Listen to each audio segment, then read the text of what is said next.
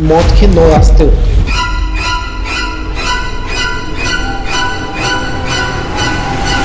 जब आत्मा यहाँ से एग्जिट करती है तो इनका जन्म भी अलग अलग जगह पे होता है। एग्जिट गेट है, पूरे जीवन का एक तरीके से कंक्लूजन जैसा है। इस जीवन में कभी कभी दुख आना भी बुरा नहीं है। एग्जिट हो रहा है तो मोस्ट प्रोबेबली किस किस जन्म में ये लोग जा सकते हैं। जीवन भर उसने ऐसे डर में जिया, हिरण बन गया। जीवन भर इमोशंस में जिया, प्रेत बनकर भटक रहा है। वो भी तो एक यूनियन कि हमारा जो आधा पार्ट है भगवान शिव का और आधा पार्ट जो है देवी माँ का 40 वाला पॉइंट है। तो डर का गेट है। जो लोग खुद को मार लेते हैं ना, उन लोगों की चेतना भी वहीं से जाती है। जो मृत्यु के बाद प्रेत शरीर मिलता है, जो देख सब कुछ सकता है लेकिन उसके पास खाने का कोई सिस्टम नहीं, वो केवल आपके इमोशंस पे फीड करता है। अगर कोई सांप की योनि में जा रहा है सर, या जब उसकी मृत्यु होगी तो उसके माइंड में क्या होगा? एक पैसे का लालच। दूसरी सांप की एक टेंडेंसी और क्या होती है, डर के रहना। तो वह किस चीज का प्रतीक है? पितरों का प्रतीक बोला जाता है ना। पितृ मतलब पास्ट। छिपकली बहुत इगोइस्टिक होती है, अग्नि तत्व बहुत ज्यादा प्रबल होता है। गुरुकुल में पढ़ते हैं बच्चे, भगवान की पूजा आराधना में लगे रहते हैं। इन लोगों का एग्जिट क्या होता है? शुभ कर्म कर रहा है तो उसकी चेतना ऊपर उठती चली जा रही है। कोई अशुभ कर रहा है तो चेतना नीचे गिर रही है।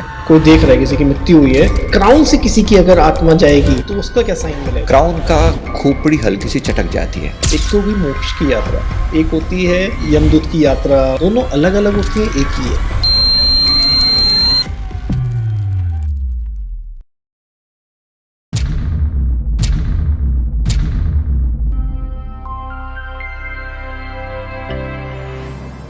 संजीव सर, स्वागत है पॉडकास्ट बाबा में। जी नमस्कार। नमस्कार सर। शुक्रिया आपका। कैसे हैं सर आप? ठीक, बहुत बहुत शुक्रिया। आज सर किस टॉपिक पे डिस्कस करें, आप ही बताएं। मेरे माइंड में तो भी बहुत सारे टॉपिक्स चल रहे हैं और फोन पे भी जब हमारा डिस्कशन हुआ और अभी भी आए हुए आपको इतना टाइम हो गया, अभी भी हम डिस्कस ही कर रहे हैं कि किस किस टॉपिक पे क्या है। क्योंकि आप ज्ञान की गंगा हैं, मतलब आपकी बुक भी मैंने पढ़ी, उसमें इतने सारे टॉपिक्स आपके, और कई कई चैप्टर्स तो ऐसे मन करता है कि मतलब हम अपने जीवन में बहुत कुछ गलत कर भी रहे हैं और करके भी आए हैं, तो हमें उसको सुधारना कितना जरूरी है वो आपकी बुक पढ़ के मुझे पता चलता है। कर्मों की खेती। कर्मों की खेती। राइट। तो इसी पे बात करते हैं। चलिए, मेरे माइंड में एक क्वेश्चन आया जब मैं बुक पढ़ रहा था आपकी, कि मौत के 9 रास्ते होते हैं। 2 आंखें होती हैं, एक आंख से निकल सकता है, इस वाली आंख से, 2 कानों से, नाक से, और मुंह से, और नीचे मलमूत्र से। जब आत्मा यहाँ से एग्जिट करती है तो इनका जन्म भी अलग अलग जगह पे होता है, या इनका कर्मा आगे तक के लिए तय हो जाते हैं कि अगर आत्मा इन जगहों से एग्जिट होती है तो? देखो, यहाँ थोड़ी क्लैरिटी जरूरी है लानी है ना। इसमें क्या है कि सबसे पहले समझना जरूरी है कि ये जो गेट है ना, एग्जिट गेट है, हाँ। पूरे जीवन का एक तरीके से कंक्लूजन जैसा है। ओके। है ना। पूरा जीवन एक व्यक्ति ने 50, 60, 70, 80 साल का जीवन जिया। ठीक है। दुनिया भर के इमोशन से गुजरा, दुनिया भर की कंडीशन से गुजरा। कभी दुखी हुआ, कभी सुखी हुआ, कभी क्या, कभी किस रूप में, कभी किस रूप में। हर सिचुएशन में जिया। हर सिचुएशन में जिया। अब बात यह आती है कि जीवन के अंत तक पहुंचते पहुंचते किस तरह की फ्रीक्वेंसी उस पर हावी थी, ओवरऑल क्या रहा। फ्रीक्वेंसी मतलब उसके माइंड में क्या चल रहा उसके माइंड में क्या चल रहा था, आप इसको ये कह सकते हो। सारी बातों का फाइनल कंक्लूजन क्या था। ठीक है ना। तो वो उसके उसी से अब ये एग्जिट गेट ना कुछ हद तक उसको इंडिकेट करते हैं। ओके। हमेशा नहीं कह रहा हूं, लेकिन लगभग समझो ऐसा कि व्यक्ति जीवन भर जहां जिया ना, वहां से निकलने का एक द्वार बन जाता है। ये जो द्वार है उसमें से किसी ना किसी द्वार की तरफ उसका ऑटोमेटिकली फोकस होना शुरू हो जाता है। बोले जैसे अभी हम जी रहे हैं, अभी हमारा अंतिम समय हमें नहीं पता कब आएगा, लेकिन हमें पहले से सूझना स्टार्ट हो जाता है कि हमारा एग्जिट गेट ये हो सकता है। Yes yes. अब कोई व्यक्ति, देखो उदाहरण के लिए, कोई व्यक्ति जीवन भर डर में जिए जा रहा है कि मैं मर ना जाऊं, या मर ना जाऊं, कुछ ना जाऊं, मतलब हमेशा उसके मन में सर्वाइवल का ही डर है। पैसा ना खत्म हो जाए, जीवन साथी दूर ना चला जाए, कुछ और प्रॉब्लम ना हो जाए, हॉस्पिटल के चक्कर ना खाने में, बीमारियां ना हो जाएं, इस तरह के। ओके। अब शास्त्रों के हिसाब से भी और मेरी अपनी नॉलेज भी, जितना मैंने प्रैक्टिकली लोगों का पास्ट लाइफ रिग्रेशन करके देखा है, तो पता लगा है कि ऐसा व्यक्ति बिल्कुल लोएस्ट केंद्र पर जी रहा है अभी।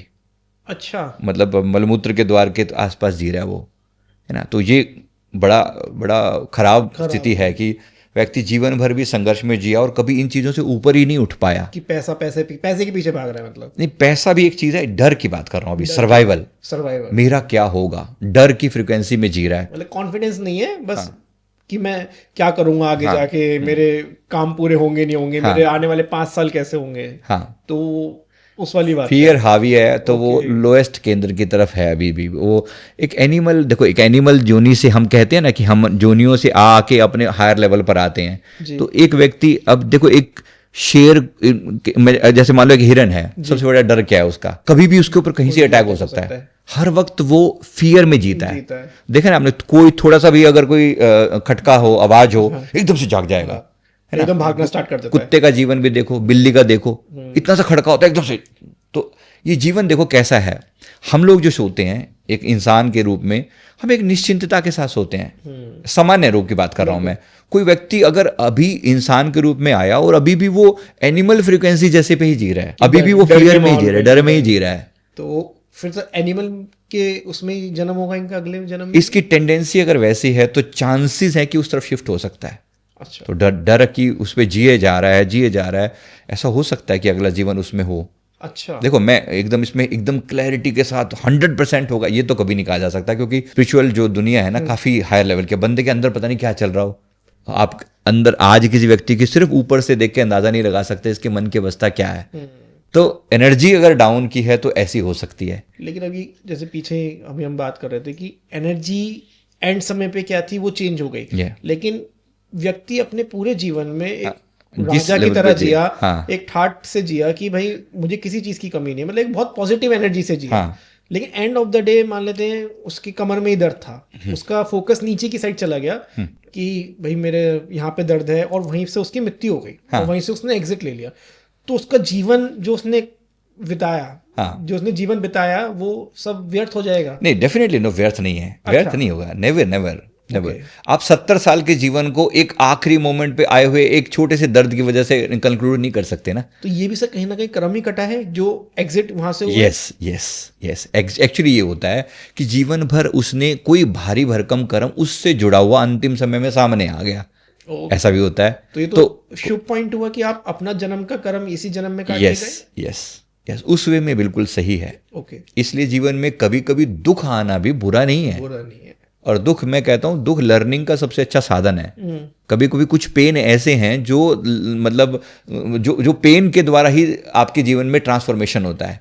तो दर्द कभी कभी जरूरी हो जाते हैं कुछ चीज़ों में, राइट। जैसे अब हम सुनते हैं स्वामी रामकृष्ण परमहंस जी के बारे में, उनको गले का कैंसर था, ओके, है ना। उनके बारे में सुनते हैं कि उन्होंने कहा कि जीवन भर उनका जो ध्यान था, अब देखो इतने महान जो ज्ञान की भंडार थे वो जिन्होंने स्वामी विवेकानंद जैसी महान हस्ती को एक तरीके से संसार के सामने पेश किया, है ना। तो वो कम नहीं थे, बिल्कुल परमहंस थे वो। मेरे सदगुरु श्री परमहंस गुरुदेव जी भी उसी हस्ती के मालिक हैं। अब वो जो ऐसी जो हस्तियां होती है ना, अब उनके गले में कैंसर, अब उन्होंने क्या किया, बेसिकली इनकी बात बिल्कुल अलग तरीके से जाती है। जैसे हम आज के समय में देखें ना, तो ऐसी जो आज हमारे जैसे प्रेमानंद जी महाराज जी हैं, अब उनको किडनी की समस्या, तो इसका मतलब ये नहीं है कि उनकी वो कमी है। हमेशा एक प्रॉब्लम को देख के हम अंदाजा नहीं लगा सकते। वो तो इतनी महान हस्ती है कि जैसे सपोज सारे संसार के जो दुख को उन्होंने अपने ऊपर ले रखा है। तो वो किसी न किसी रूप में उनके जीवन में वो पेन के रूप में ऐसी लगेगी, लेकिन ये लोग दुखी नहीं होते। रामकृष्ण परम जी के अंतिम समय में किसी ने पूछा उनसे कि प्रभु आप इतने परेशान, आपको गले का कैंसर, इतना दर्द होता है, तो आप इसे दूर क्यों नहीं कर सकते, माँ को कह के दूर क्यों नहीं कर देते। तो उन्होंने ये बात कही थी, उन्होंने कहा कि अगर जीवन भर मेरी माँ मतलब माँ काली की पूजा करते थे, कि उन्होंने इतने सुख दिए, इतना आनंद दिया, एक छोटे से दुख के लिए मैं अपनी माँ को परेशान करूँ। मुझे ये दुख भी उतना ही प्यार से मंजूर है जितना पॉजिटिव रहना, इतना पॉजिटिव रह पाना। तो ऐसी हस्तियों के लिए सिर्फ ऐसे अंदाजा नहीं लगा जा सकता कि इनका गला का कैंसर था तो शायद ये ऐसे एग्जिट हुए होंगे, तो ये लोअर लेवल की चीज़ है। नो, नेवर, एवर नहीं, ऐसा नहीं है। एक बार मैं जानना चाहूँगा, अगर किसी कोई आंख से एग्जिट कर रहा है, मतलब राइट आंख का अलग होता होगा, लेफ्ट आइज का अलग होता होगा, तो ऐसे हर पार्ट का मैं जानना चाहूंगा कि अगर एग्जिट हो रहा है तो मोस्ट प्रोबेबली किस किस जन्म में ये लोग जा सकते हैं। राइट, देखो सबसे पहले समझो कि हर एक एग्जिट गेट की अपनी एक फ्रीक्वेंसी है, एक मैसेज है। ओके, जैसे अब कोई व्यक्ति जो है ना, जो हमारा राइट आई है, फॉर एग्जांपल, राइट आई जो है वो प्रतीक है, वो सिंबॉलिक है। इस व्यक्ति के अंदर स्थिरता है, टिकाव है, अंदर चेतना जागृत है, ठहराव है ना। ये ठहराव की ऊर्जा है, जागृत चेतना की ऊर्जा है। ओके, जैसे अगर आप अर्धनारीश्वर भगवान के बारे में, यानी भगवान शिव का, वो हमारे शरीर की बात हो रही है, वो कि हमारा जो आधा पार्ट है भगवान शिव का और आधा पार्ट जो है मान लो देवी माँ का, है ना, माँ भगवती का। तो अब अपने शरीर को वैसे कंसिडर करके चलो, ऐसे करके, तो मेरी राइट आई फॉर एग्जांपल ये प्रतीक है शिव की आंख। अब शिव की आंख क्या देखेगी? शिव की आंख जो किस चीज से भरी हुई है? अपार अवेयरनेस है, ऊर्जा है, है ना। भगवान शिव की जो आंख है बिल्कुल। अवेयरनेस की आंख है, साक्षी है ना, शिव है वो। बिल्कुल। अब इसी का जो फेमिनाइन पार्ट है हमारा, हाँ, वो फेमिनाइन side। पार्ट जो है ना, वो लेफ्ट साइड जो है, वो उनके अंदर उस आंख में, उसमें करुणा और ममता ज्यादा है ना। फर्क है ना, Emotions हैं। थोड़ा सा फर्क है, अवेयरनेस वर्सेस भक्ति, भक्ति। थोड़ा फर्क है, बस ये फर्क है दोनों में। तो अगर आंख से, इस आंख से जा रही है चेतना या इस आंख से जा रही है, तो दोनों में इतना सा ही डिफरेंस है, बाकी फर्क नहीं है। देखो अगर कंपैरिजन करें तो ये दोनों आंखें बहुत हाई लेवल पर हैं बाकी अंगों के मुकाबले में, बिल्कुल। है ना। इस लेवल तक तो टॉप है, टॉप लेवल है ना। वैसे चक्र भी होते हैं हमारे बॉडी हाँ। के, लेकिन चक्रों की ऊर्जा भी अंततः इन्हीं एग्जिट पॉइंट पर आगे इकट्ठी हो जाती है, हम ऐसा कह सकते हैं ना। अगर किसी व्यक्ति ने सारा जीवन जैसे थर्ड आई पर काम Third eye किया, पर किया। तो उसकी आंख, उसकी मृत्यु के समय उसकी चेतना आंखों से या कानों से जा सकती है, ओके। बेस्ड ऑन कि उसने किस प्रकार से अपना जीवन को बिताया। अब जैसे कोई व्यक्ति सारा जीवन नाद स्मरण करता रहा, नाद का मतलब है अनाहत नाद सुना, ओके। भक्ति के भजन सुने, सारा जीवन जाप किया, मंत्र की चैंटिंग करी, तो राइट ईयर है उसके लिए। अच्छा। तो राइट ईयर की उसकी फ्रीक्वेंसी जो है वो उस चीज की सिंबॉलिक है कि ये व्यक्ति की जो ऊर्जा है यहां से एग्जिट करके गई। तो यहाँ से एग्जिट होके अगले जन्म में क्या जाएगी? हाँ, वो उस पे मैं आता हूं। देखो हाँ। अगले जन्म में क्या होगा, अभी मैं उसकी फ्रीक्वेंसी बता रहा हूं जी, आपको। जी। अब उस फ्रीक्वेंसी के बेसिस पे ही अगला जन्म होगा।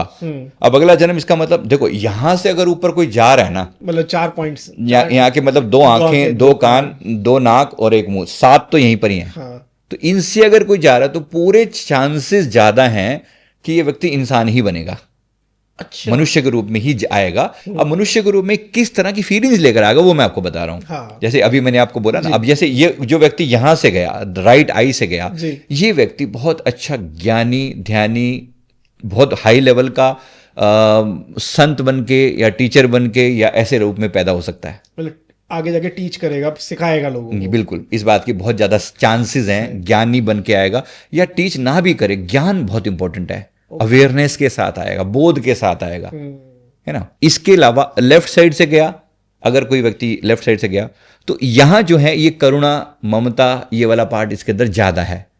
तो ये व्यक्ति इमोशंस से, भाव से, सेवा रूप में लोगों के साथ कनेक्ट होगा। ओके। यानी अगले जीवन में आएगा तो ये एक तरीके से सेवा करेगा, भाव से लोगों के उस रूप में करेगा, भक्ति भाव से जुड़ेगा। अगर आया तो ये भक्त बन के आएगा, समझो। लोगों का दर्द इसका दर्द होगा, लोगों का दर्द इसका दर्द होगा, उस वे में भी आप से कह सकते हो, है ना। तो ये 2 पार्ट यहाँ पर हुए। ऐसे राइट कान और लेफ्ट कान का सोचो। राइट कान वाला जो व्यक्ति है, ये जो है ये सुनता है, इसका सुनने पर ज्यादा फोकस है। ये गुरु की वाणी सुनता है, ये संतों की अध्ययन करता है, टीचिंग वो करता है। तो इसकी जो जीवन का जो सार है ना, वो इससे कनेक्टेड है ना। राइट ईयर के साथ जो है वो इससे कनेक्टेड है। अब ये व्यक्ति उसी कैटेगरी में आएगा तो संत टाइप की कैटेगरी में, या बहुत अच्छे लेवल पर टीचिंग कैटेगरी में, लेकिन इसका ज्यादा फोकस कीर्तन टाइप की चीजों में ज्यादा होगा। ओके, है ना। आप भी देखिए, संतों में तो फर्क है ना, संतों में रहेंगे, हाँ रहेगा हायर लेवल पे ही, लेकिन भक्ति में रहेगा, लेकिन इसका भक्ति की तरफ, उस तरफ ज्यादा ख्याल रहेगा। ओके, मतलब इधर जो है इस तरफ में ज्यादा ख्याल है, ऐसे करके। अच्छा, इसी के जो लेफ्ट ईयर है, लेफ्ट ईयर को आमतौर पे उतना हायर, मतलब ये वाला पार्ट थोड़ा सा हम वीक मानते हैं comparative to this part, right part, okay, है ना। तो ये वाला जो कान है, ये व्यक्ति दूसरों की इमोशंस को सुनने में, जैसे हम बोलते हैं ना, एम्पैथेटिक होगा बहुत ज्यादा। अच्छा बताओ तुम्हारी समस्या क्या है, काउंसलिंग करेगा, जैसे लोगों की समस्या सुनने में और उनको सोल्व करने में उसका ये वाला रहेगा। तो ये व्यक्ति का ये एग्जिट गेट अगर रहा है, इसका मतलब एक लर्निंग है ये, है ना। इसकी एक लर्निंग है, इसने जीवन भर, मैं फिर कह रहा हूं, देखो हम कंक्लूड तो कर रहे हैं, है ना, लेकिन उसके पूरे जीवन को सिर्फ एक लाइन से प्रभाषित नहीं किया जा सकता, क्योंकि गेट तो 9 लिमिटेड ही है, लेकिन जीवन अनलिमिटेड है। तो जीवन भर उसने क्या क्या जिया, कैसे कैसे जिया। हो सकता है कुछ समय वो ज्ञानी भी रहा, हो समय कुछ समय वो इमोशनल भी रहा।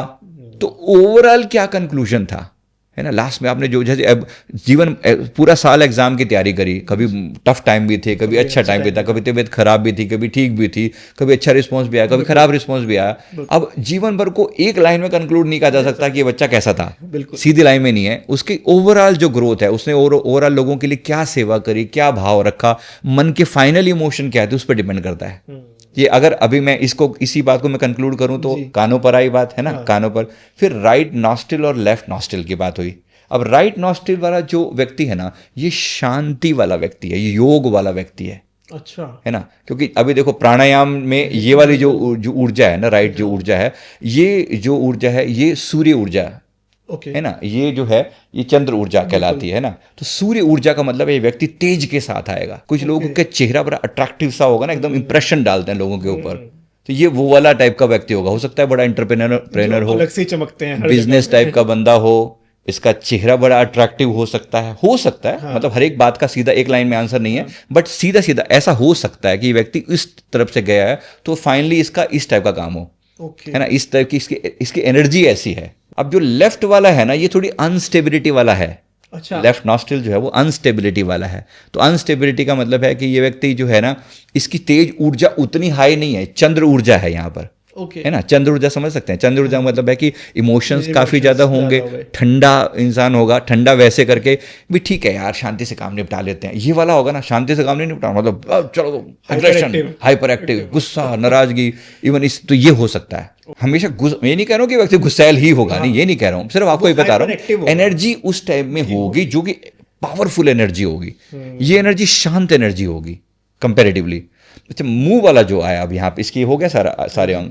अब मुंह का जो है ना, मुंह का मतलब क्या होता है, जो व्यक्ति अपने इमोशन को बहुत दबा के रखता है, बोल नहीं पाता, मतलब कहीं बोलने का मौका भी मिला तो अपने अंदर पता नहीं यार मैं ठीक बोल रहा हूँ कि नहीं बोल रहा हूँ, पता नहीं ऐसा हुआ है कि नहीं हुआ, सेल्फ डाउट में रहता है। सेल्फ डाउट में रहता है ये व्यक्ति, पूरा जीवन ऐसे रहा तो हो सकता है इसका मृत्यु के समय इसका मुंह खुला रहे, मतलब प्राण यहाँ से निकले, इस बात के चांसेस हैं कि प्राण यहाँ से निकलेंगे। तो ये व्यक्ति जैसे कुछ बोलना था, बोल नहीं पाया, इस व्यक्ति का अगला काम होगा टीचर बन के आना, टीचर जैसी उसमें आना, जहां पर जैसे लोगों को सिखा रहा है, बोलना सिखा रहा है। हाँ। कि बोलो भाई, अपनी बात को क्लियर करो, इमोशंस के साथ जिएगा। ये इनकी लर्निंग है कि अब आप खुद नहीं बोले तो आप लोगों को बोलना सिखाओ, लोगों को बोलना सिखाओ, अपने आप को बोलना सीखो और सिखाओ, इमोशंस को एक्सप्रेस करना सीखो। बहुत से लोग आपने होता है ना, जैसे दबा के बैठ गए अपने अंदर, हाँ। मेरे को आता है लेकिन मैं बोला नहीं, हाथ नहीं खड़ा करूंगा क्लास में कभी भी, पता नहीं लोग मेरे बारे में क्या सोचेंगे।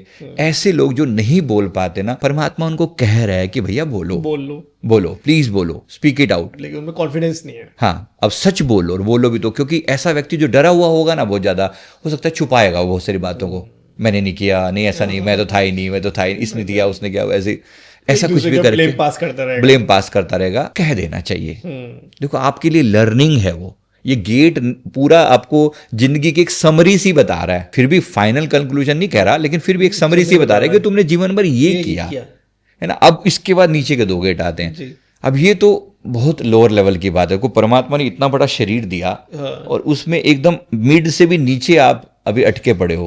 अब जैसे जो मैंने आपको रूट के बारे में बताया, मतलब जो 40 वाला पॉइंट है, तो वहां से अब देखो वो जो गेट है ना, वो डर का गेट है, फियर का गेट है। व्यक्ति सारा जीवन जो है ना अपनी मतलब उसी में जिया, एक तरीके से बहुत टाइट अवस्था में ही जिया कि भाई मैं कुछ भी ये नहीं है, पैसे की बहुत कमी है, या बहुत कंजूसी है, बहुत तकलीफ है, बहुत डर है, पता नहीं ऐसा नहीं हो जाएगा, पता नहीं ऐसा नहीं हो जाएगा, ये डर में जिया है। ओके।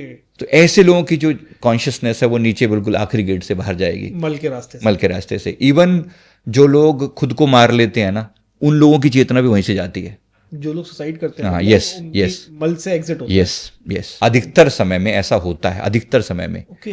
क्योंकि ये मैंने बहुत बार, इवन हमारे को एक नॉन टू हैं जो इसी उसमें जो एक जैसे पोस्टमार्टम करते हैं, उनसे पूछा मैंने, अच्छा, कि लास्ट में इसके ये हम ये तो पता लगा ही लेते हैं ना बंदे की उसकी अवस्था देख के कि लास्ट मतलब एक्चुअली कौन से जो ऑर्गन में कोई चेंज आया। अच्छा। अब देखो 40 वाला इसका अब ये तो पॉइंट ही ऐसा है, अब निकलता है तो कई लोगों के ऐसे निकल जाती है वो उसमें से। अच्छा, बिल्कुल निकल जाती है, ऐसा होता है। हमने तो बहुत बार मेरे इस टॉपिक में इंटरेस्ट, आप पूछ सकते हो किसी से भी, मतलब पूछने का मतलब इन जनरल, जैसे अपने रिश्तेदारों में कहीं से भी पूछो कि व्यक्ति जब मरा तो आपको क्या लगता है, उसकी आंखें खुली थी, उसके कानों में कुछ हुआ था, कई लोगों के कान से अगर निकलेगी ना चेतना तो हल्का सा खून निकलने लगता है थोड़ा सा। अच्छा, ऐसा भी होता है। राइट नॉस्ट्रिल से या लेफ्ट नॉस्ट्रिल, जैसे लास्ट में मरते हुए ऐसे करके जाता है, तो ये मुंह से गया या नाक से गया, ऐसे करके मुंह बंद रहा है। कईयों का मुंह खुला रह जाता है, तो पूरा मुंह खुला है तो हो सकता है कि प्राण मुंह से ही गए हों, इस बात के चांसेस पूरे हैं। और आंख खुली रह जाए सर? आंखें खुली भी भाई उसी टाइप का मैंने कहा ना, आंखें तो अभी के हिसाब से इस हियरार्की में सबसे टॉप पर आंखें हैं, है ना। तो राइट आई और आंखें, अभी तो नॉर्मली तो पूरी खुली होंगी ऐसे करके, तो ये कहना भी मुश्किल है कि राइट से गए कि लेफ्ट से, बट गए ऊपर से ही है, ये है। अच्छा, है ना। तो ये गेट हैं। और फिर नीचे का जो दूसरा द्वार है ना, एक तो मूत्र का द्वार है जो है ना, अब वहां से चेतना का जाना, मतलब ये व्यक्ति जो है ना स्वाधिष्ठान चक्र के आसपास जी है, अपनी भाषा में हम कहें तो यानी डिजायर्स के पीछे जिया, खाना पीना सारा दिन, जैसे हम लोग अपने आप को, कई लोग कहते हैं ना, इच्छाएं इतनी हैं, वासनाएं इतनी हैं। अब इसमें सब बातें आ जाती हैं, कोई बुरा ना समझे आपके, मैं सारे व्यूअर्स को कह रहा हूं कि इसको बुरा ना समझे। खाने पीने की इच्छा आपको स्वादिष्टान चक्कर की तरफ खींचती है, सेक्सुअल डिजायर स्वादिष्टान चक्कर पे खींचती है। कहने की बात है, सीधी भाषा में बोल रहा हूं, क्योंकि कुछ चीजों को छुपाना अच्छा नहीं, बिल्कुल कह ही देना चाहिए। जब व्यूअर जब ही समझ पाएंगे क्लियरली हाँ, हम बात क्या कर रहे हैं, बात क्या कर रहे हैं, बिल्कुल क्लियर। कोई व्यक्ति जीवन भर इसी चीज में जिया है, अब वो चेतना नीचे के उस केंद्र से निकल रही है जो बिल्कुल है तो लोएस्ट ना। अब कई लोगों का मृत्यु के समय अगर सुसु निकल जाए तो कोई बात तो नहीं है ना। सोचो, जीवन इतना सुंदर हो सकता था, परमात्मा ने पूरे शरीर को अगर एक मंदिर के रूप में बनाया, तो ये बिल्कुल आखिरी नीचे के 2 गेट हैं। अगर यहाँ से गए तो इस बात के बहुत ज़्यादा चांसेस हैं कि व्यक्ति अगले जीवन में कोई एनिमल स्पीसीज में जाएगा, इस बात के बहुत ज़्यादा चांसेस हैं। ओके, जो मूत्र के रास्ते, बिल्कुल, इस वो टॉयलेट वाला भी, टॉयलेट वाले रास्ते, हाँ, मतलब इनकी बहुत ज़्यादा चांसेस हैं कि ये एनिमल बनेंगे। इस बात के चांसेस हैं कि वो एनिमल बन सकते हैं। अच्छा, इसमें सर एक क्वेश्चन आ रहा है माइंड में कि नो एग्जिट अभी हमने डिस्कस करे, इसमें आपने सुसाइड वाला ही बताया कि वो मल के रास्ते से निकलता है। अब मान लेते हैं कोई इंसान का एक्सीडेंट हुआ है, मतलब इसमें उसकी गलती नहीं थी, बट थिंग इसकी उसके कर्मा में सडनली उसकी डेथ हो गई। अब मैंने ऐसे फोटोज भी देखी हैं न्यूज़पेपर्स में और न्यूज़ चैनल्स में कि इंसान के चीथड़े उड़ जाते हैं, मतलब कहना नहीं चाहिए, मतलब हम कहते हैं उनकी आत्मा को शांति मिले, बिल्कुल उनके चीथड़े उड़ जाते हैं एक तरीके से। तो उनकी आत्मा कहाँ से एग्जिट हुई? वो तो कहीं से भी निकल सकती है फिर। नहीं, देखो, कहीं से भी नहीं, गेट प्रकृति की तरफ से एक तरीका फिक्स है। अच्छा, प्रकृति की तरफ से एक तरीका फिक्स है। अब वो कोई भी हुआ हो, ऐसा नहीं कि भाई पेट फटा तो पेट में से निकल जाएगी, नहीं, ऐसा नहीं, नॉर्मली नहीं होता। गेट एक फिक्स है, एक गेट, एंट्री का जब गेट हो सकता है तो एग्जिट का भी एक गेट फिक्स है। तो कहीं ना कहीं से तो निकली होगी चेतना। तो अभी के लिए 9 द्वारों को ही उस वे में मान के चलते हैं कि जहां से वो गई होगी, ठीक है। और फिर उसके हिसाब से उसने जीवन भर उसकी कॉन्शियसनेस कहाँ है। अब इस पर डिपेंड करता है, जैसे आप पूछ रहे हो सकता है कि एक्सीडेंट वाले की सोल कहाँ से निकली होगी। क्या हम कह सकते हैं बात? हम सीधे सीधे तो नहीं कह सकते। और एक एक्सीडेंट उसकी सारे जीवन का कंक्लूजन भी नहीं है, ये भी क्लियर होना चाहिए। अगर हम इस चीज को ऐसे समझे सर, एक जना है जो खुद को मार लेता है और एक है कि एक्सीडेंट में उसकी मृत्यु हो गई। चलो, इसने तो, जिसने खुद को मारा इसने तो अपने आप को सौंप दिया कि मुझे ये जीवन नहीं चाहिए, मुझे इसको खत्म करना है, तो इसका तो मल के रास्ते चला गया। अब जिसकी चेतना बिल्कुल सही चल रही थी, उसके कर्मास खराब हुए, क्या डेस्टिनी थी, क्या चीज थी, उसकी सडनली डेथ हो गई, तो ये नेक्स्ट जीवन में क्या बनेगा या किस योनि में जाएगा? देखो, मैं वही कह रहा हूँ यहाँ पर कि एकदम सिर्फ इतनी सी बात से डिसीजन नहीं हो जाता। अच्छा, कि भाई इसका मृत्यु एक्सीडेंट में हुई थी तो ये बंदा खराब ही नहीं, ऐसा नहीं है, बिल्कुल भी नहीं है।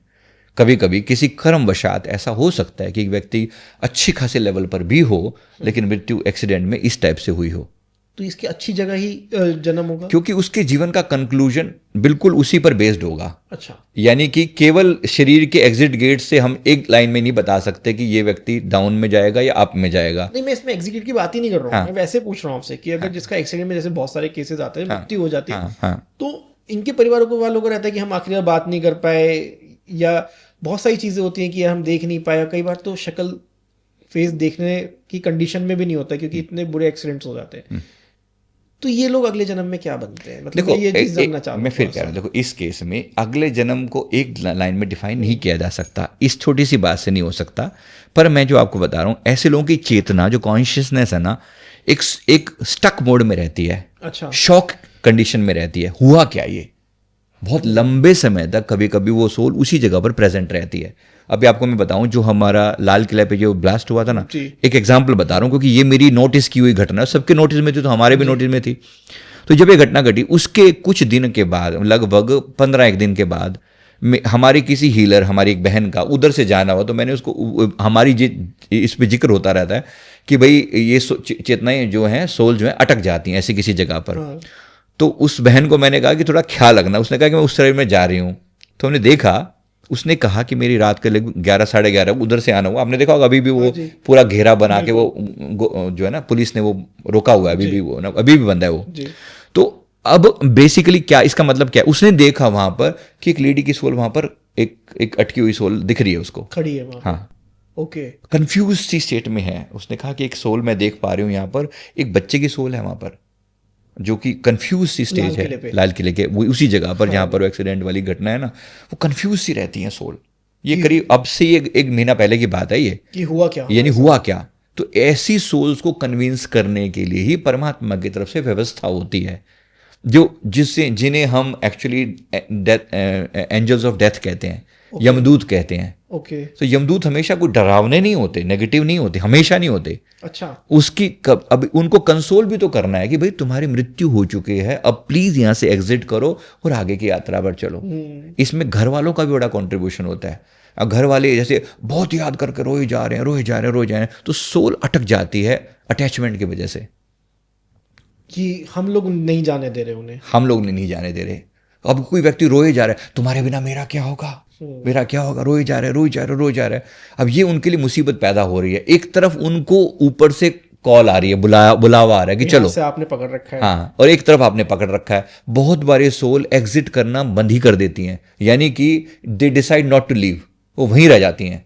और एक बार वो अटक गई वहां पर, फिर उनका एग्जिट आसान नहीं होता, फिर वो स्टक एनर्जी कहलाती है। फिर वो कहते हैं घर में ना भारी भारी बन सा लग रहा है, जब से पिताजी गए हैं तब से ना घर में कोई उन्नति नहीं हो रही, सारे काम रुक गए हैं। भाई तुमने खुद रोके हैं, ऐसा इस बात के चांसेस हैं कि आपने खुद रोके हों। लेकिन सर चलिए उन्होंने रोक भी लिए, हाँ, सपोज एक कंडीशन लेते हैं, उन्होंने रोक लिए, हाँ, लेकिन वो व्यक्ति उसी घर का पार्ट था, हाँ, तो वो अपने घर को खराब थोड़ी करेगा। नहीं, खराब नहीं करेगा। एक बात को समझो, जब तक जीवित है तब तक उसकी मनस्थिति जो है ना, आज हम जीवित अवस्था में बात करें, हमारी मनस्थिति और है। एक सोल जिसको लंबे समय तक एक घर में रहना पड़ गया मजबूरी में, कि बस ये लोग मुझसे प्यार करते हैं इसलिए मैं रुका हूं, फिर कुछ समय के बाद अब उसकी आत्मा छटपटाने लगती है एक समय के बाद, क्योंकि उसको कोई फीड थोड़ी मिल रहा है। उसकी आत्मा, आपको पता है जो प्रेत शरीर दिया जाता है ना आत्मा को, मतलब जो मृत्यु के बाद थोड़ा अनुभव करने के लिए एक प्रेत शरीर मिलता है, गरुड़ पुराण में इसका प्रॉपर जिक्र है। वो प्रेत शरीर दिखता हमारे जैसा ही होता है, ऑलमोस्ट सेमी ट्रांसपेरेंट जैसा एक शरीर होता है, जो देख सब कुछ सकता है एक तरीके से, लेकिन उसके पास खाने का कोई सिस्टम नहीं है। वो केवल आपके इमोशंस पे फीड करता है। अच्छा, ठीक है, आपके इमोशंस पे फीड करता है। आप जो भाव से कोई भोजन वगैरह अर्पित करते हो या कुछ करते हो, तो वो उससे वो उसको इनपुट मिलती है, एनर्जी ले लेता है, एनर्जी मिलती है, सिर्फ उसको एनर्जी, वो एनर्जी बॉडी है एक तरीके से। अब कुछ लोग जैसे अब तर्पण करते हैं, जल अर्पण किया, तिलांजलि दी, है ना, होता है ना सारी चीज, तर्पण इत्यादि, श्राद्ध होता है, उसमें वो पिंडी बनाई जाती है। तो इसीलिए वो पिंडी उसके लिए एक फीड है, काइंड ऑफ। वो पिंडी खा नहीं रहा, लेकिन वो पिंडी से वो एनर्जी कनेक्ट हो रही है उसकी, तो भाव से फीड होता है। इसीलिए कई बार कहा जाता है कि घर में आटे की पिंडी वैसे नहीं रखनी चाहिए अपने उसमें ना, फ्रिज में नॉर्मली आटा, बचा हुआ आटा लोग ऐसे रख देते हैं, वो गोला सा बना के रख देते हैं, तो इसको मना किया जाता है कि इसको फ्रिज में नहीं रखना चाहिए।